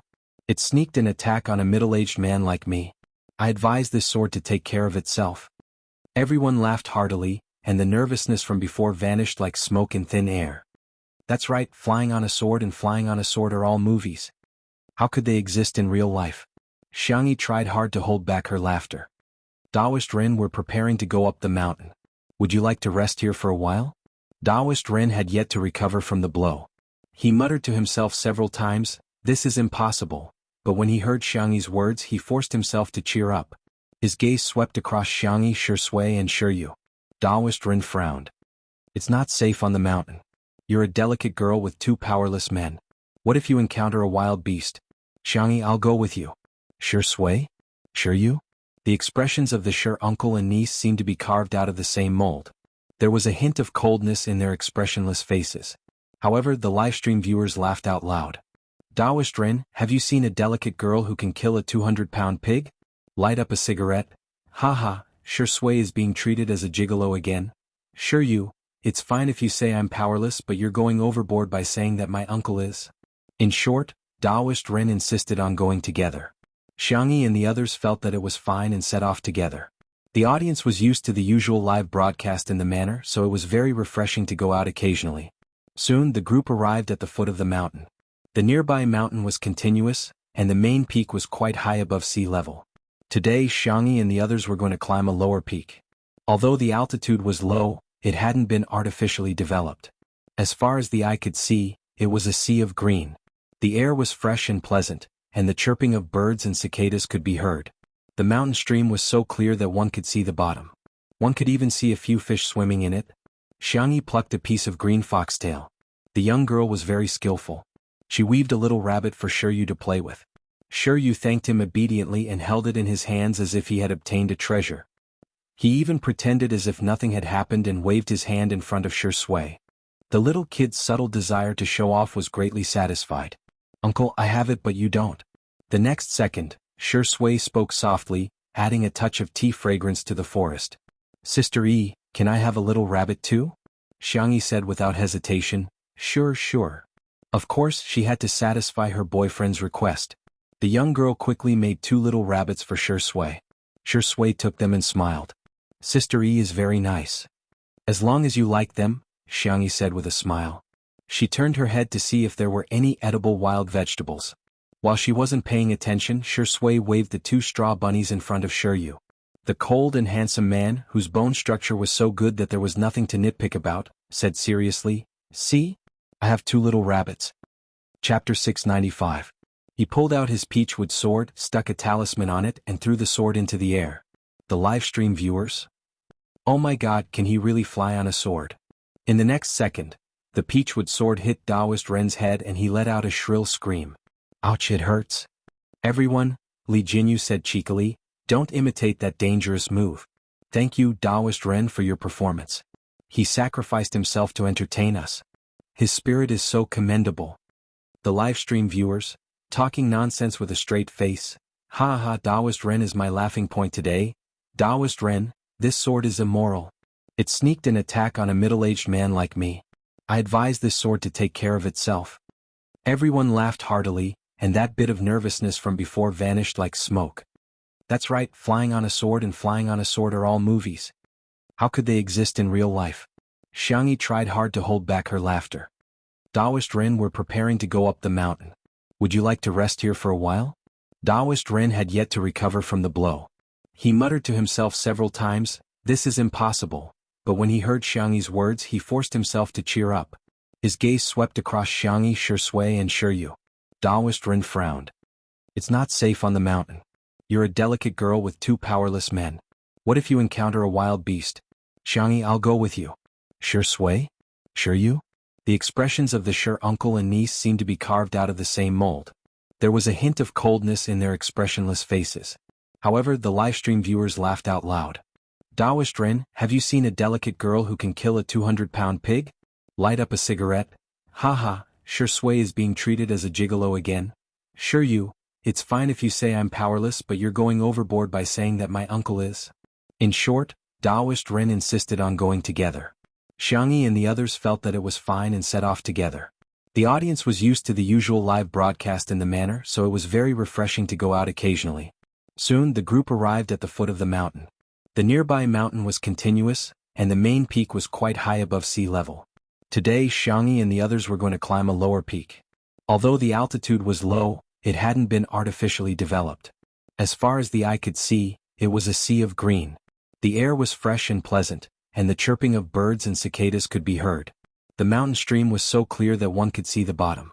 One could even see a few fish swimming in it. Xianxia plucked a piece of green foxtail. The young girl was very skillful. She weaved a little rabbit for Shiryu to play with. Shiryu thanked him obediently and held it in his hands as if he had obtained a treasure. He even pretended as if nothing had happened and waved his hand in front of Shui. The little kid's subtle desire to show off was greatly satisfied. "Uncle, I have it but you don't." The next second, Shui spoke softly, adding a touch of tea fragrance to the forest. "Sister E, can I have a little rabbit too?" Xianxia said without hesitation. Sure, sure. Of course, she had to satisfy her boyfriend's request. The young girl quickly made 2 little rabbits for Shui. Shui took them and smiled. "Sister E is very nice. As long as you like them," Xianxia said with a smile. She turned her head to see if there were any edible wild vegetables. While she wasn't paying attention, Shui waved the 2 straw bunnies in front of Shiryu. The cold and handsome man had an impeccable physique. He said in a serious tone, "Do you see? I have 2 little rabbits." The order of the 2 chapters had been changed. It was time to refresh. Chapter 696. Shiryu was speechless. The little Shota was speechless. He used to idolize his uncle, but who could have told him that his uncle was so childish? The livestream viewers were aghast. Xianxia, you don't do anything related to humans at all? You can't be too sure, Sui, you're even bullying children? Haha, it's clearly the Sure family showing off to each other. It's obvious that they're just a plastic family. Unwilling to be outdone, Shiryu puffed up his cheeks and said, I have one too. Sui smiled and said, I have two. Shiryu exclaimed, Sister gave it to me first. Sui continued, I have two. Shiryu was speechless. I'm so tired. Showing off to his little nephew was no longer enough to satisfy a certain Xianxia. Thus he locked his gaze on the camera. The livestream viewers were speechless. They suddenly had a bad feeling. Sure enough, the man got closer to the camera, and his handsome and noble face was magnified. Without the enhancement of any beauty filter, his skin was still cold and pale. When he smiled, it was bewitching. This is a little rabbit that Sister E made for me. Sui raised his left hand and then his right. This is also a little rabbit that Sister E made for me. Isn't it cute? Everyone at the scene was speechless. The livestream viewers were speechless. There are two trees in front of my house. One is a jujube tree and the other is also a jujube tree. Xianxia must be a contemporary literary hero. Haha, is this man really 27 years old? He's so childish. You guys are luring the dog in to be killed. If I'm guilty, the law will punish me, not slap me in the face with dog food. Suddenly, Xianxi's surprised voice came from not far away. There are mushrooms. Looking in the direction of the voice, they saw the little girl standing under the shade of a tree and waving in the direction of the crowd. Sui walked closer with his long legs. Perhaps because it had just rained, there were many mushrooms growing nearby, spreading into a large area. Xianxia quickly identified which ones were edible and which were poisonous and told everyone to pick them separately. Even Shiryu gave him a small basket so that the child could feel the joy of labor. This was a very new experience for Shiryu. The little boy huffed and puffed as he picked them very seriously. Xianxia vividly told the audience about several common ways to make mushrooms. While she was talking, Taoist Ren's loud voice came from beside her. Gulp. Xianxia looked over. Taoist Ren said awkwardly, well, I was in a hurry on the way so I ate a boxed lunch on the train. Xianxia, when you started talking about food, I got hungry. Xianxia didn't say anything. Her expression was solemn as she stared at Taoist Ren. Seeing that she didn't say anything, someone in the live broadcast room suddenly picked on her. Is this how you treat your guests? That's right, Rendauta came all the way here. Isn't treating him to a meal the most basic social etiquette? Taoist Ren is talking to her and she's ignoring him? Is there something wrong with her? Is she getting arrogant because she's popular? The group of people was filled with righteous indignation. In the next moment, the camera slowly switched and many people screamed in front of the screen. Ah! Through the high-definition camera, the crowd saw that on the tree behind Taoist Ren, a snake had climbed up a mountain at some point. The audience in the live broadcast room instantly went crazy. F***CK. This is a F***King venomous snake. F***CK. I was so scared that I dropped my tablet. It's over, it's over. This snake is super venomous and fast. Is the production team going to die here? Chapter 697. Guo Shanfeng's real name was King Cobra. It was ferocious and had quick reflexes. Most importantly, it was highly venomous and was one of the most dangerous snakes in the world. The scene was so quiet that one could hear the wind and no one dared to make a sound. Even the experienced cameraman Lao Zhang's hands couldn't help but tremble. Who wouldn't be afraid? It was a venomous snake. They might even lose their lives here. Taoist Ren had his back to the tree and because of his perspective, he was the only one who didn't understand what was going on. He even shamelessly discussed the topic of freeloading with Xianxia. Xianxia, it's getting late. I can't catch the high-speed train with my old bones. Can I stay for a simple meal? Don't worry. I won't freeload. I'm willing to teach you the unique swordsmanship of Qingshui Temple. It's the ultimate technique of my temple. If it were anyone else, Taoist Ren wouldn't teach them even if they were offered money. However, Xianxia was different. She had selflessly taught him the talisman, so he naturally had to return the favor. The viewers in the live stream were so scared that they didn't even dare to breathe. Their typing was trembling. Ah, Taoist Ren, shut up. I'm so scared that Guishan Feng will bite you first. Oh my god, I'm going to cry. What should we do? It's just climbing a mountain, how could there be such an accident? I've already called the police and the fire department, forestry bureau and zoo rescue. I hope they can make it in time. However, I think everyone is in danger. At least 1 or 2 people have to stay behind to hold Guishanfeng back so that the others can escape unscathed. Anyone who had compassion in their hearts was secretly praying at this moment, hoping that everyone in the program team would be safe and sound.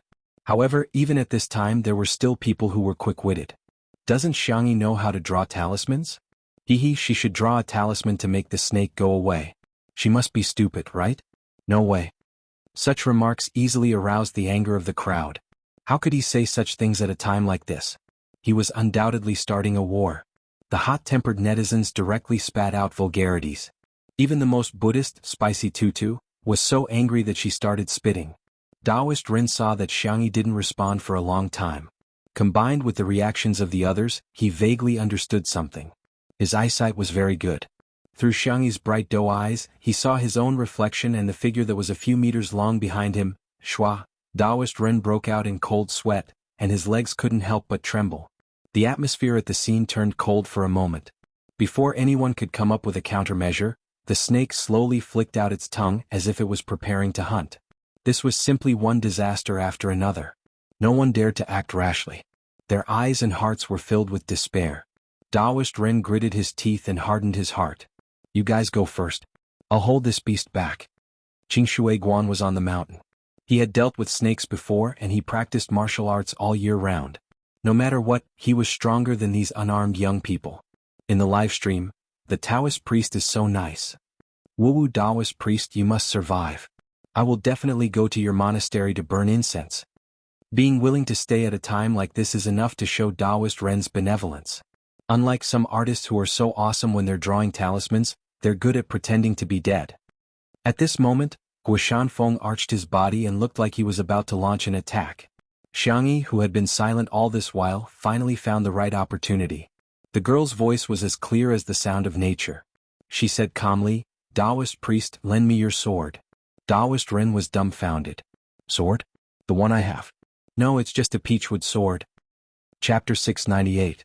Be it the staff at the scene or the audience watching the live stream, they were all dumbfounded. Sister E wants to borrow my sword? Is she going to challenge Guishanfeng one-on-one? No way, is Xianxia trying to make me laugh to death? If it's an iron sword there might be hope, but a peachwood sword. I'm afraid it's too late. I give up. Why is she still pretending at a time like this? Aren't everyone's lives worth more than their own lives? Xianxia is so annoying. What can a peachwood sword do? Does she really think that Baixie's feudal crap is going to work? Can't she use her brain? Everyone kept criticizing, but the eyes of the Spicy Tutu fans lit up with hope. Maybe Sister E really has a way? Based on their understanding of Xianxia, she wouldn't have made such a request if she wasn't completely confident. Amidst the doubts of the crowd, Xianxia simply repeated, Taoist priest, sword. Taoist Ren hesitated for a moment, but in the end, he gritted his teeth and pulled out the peachwood sword before tossing it to Xianxia. Forget it, I'm going to die anyway. Giving the sword to Xianxia might give me a chance to turn the tables. The moment he pulled out the sword, Guishanfeng moved as well. His several-meter-long body moved at an incredible speed. Countless people in front of the screen closed their eyes. It's over, the first one to be bitten will definitely be Taoist Ren, who's the closest. The scene was so thrilling that some people at the scene couldn't help but scream. Immediately, it caused a chain reaction as panicked screams sounded one after another. Ah! I'm going to die, I'm going to die. Help. Woo! The audience, who could barely muster up the courage to continue watching the live stream, turned pale and broke out in cold sweat. This is scarier than a horror movie. This is a live stream of death. In the blink of an eye, a few seconds passed. To everyone's surprise, not only did Guishanfeng not bite Taoist Ren, on the contrary, screech. Hiss. Two fearful voices sounded one after another. The audience, who had closed their eyes, secretly opened their eyes, only to be instantly dumbfounded. The 7th inch of the mountain was actually nailed to the tree by Xiangxi's sword. To a snake, the 7th inch was the most fatal spot. It could be said that this sword strike had caused Guishanfeng to lose most of his combat power. The live stream was silent for a few seconds before the comments exploded at a terrifying speed. WTF? What the F***ck did I see? Am I hallucinating, or are there special effects in the livestream room? I'm going to split it open. Wasn't that a peachwood sword? The peachwood sword pierced through the snake's body and stabbed into the tree? What is this operation? But more than that, there was a sentence that came from the bottom of everyone's heart. Sister E is awesome. Everyone at the scene was also stunned. Was the scene in front of him real? How strong was Sister Yi's arm strength when she stabbed the peachwood sword into the tree?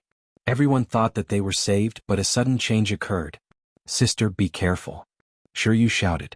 Guishanfeng's 7th inch was nailed, but he did not lose all ability to move. His upper body straightened and he opened his fangs to bite Xianxia. No one expected such a turn of events. Sister E. It's over. It's really over. That was the unanimous thought in the minds of countless people. Unexpectedly, Xianxia's body was as agile as a dragon. With a run-up, she leaped directly onto another tree. The girl's climbing speed was simply breathtaking. In an instant, she seemed to have activated the flash function in the game and easily avoided Guishanfeng's attack. Chapter 699. Xianxia's godly maneuver could be described as heavenly, and it was so beautiful that it made one's scalp tingle. This. Guishanfeng spat out his tongue, but it was all in vain as he couldn't reach Xianxia at all. The others had long distanced themselves from her. The excruciating pain coming from his weak spot gradually made Guishanfeng lose his strength. Soon Guishanfeng curled up into a ball in exhaustion. Everyone at the scene was relieved. In the live stream the viewers were all dumbfounded. This.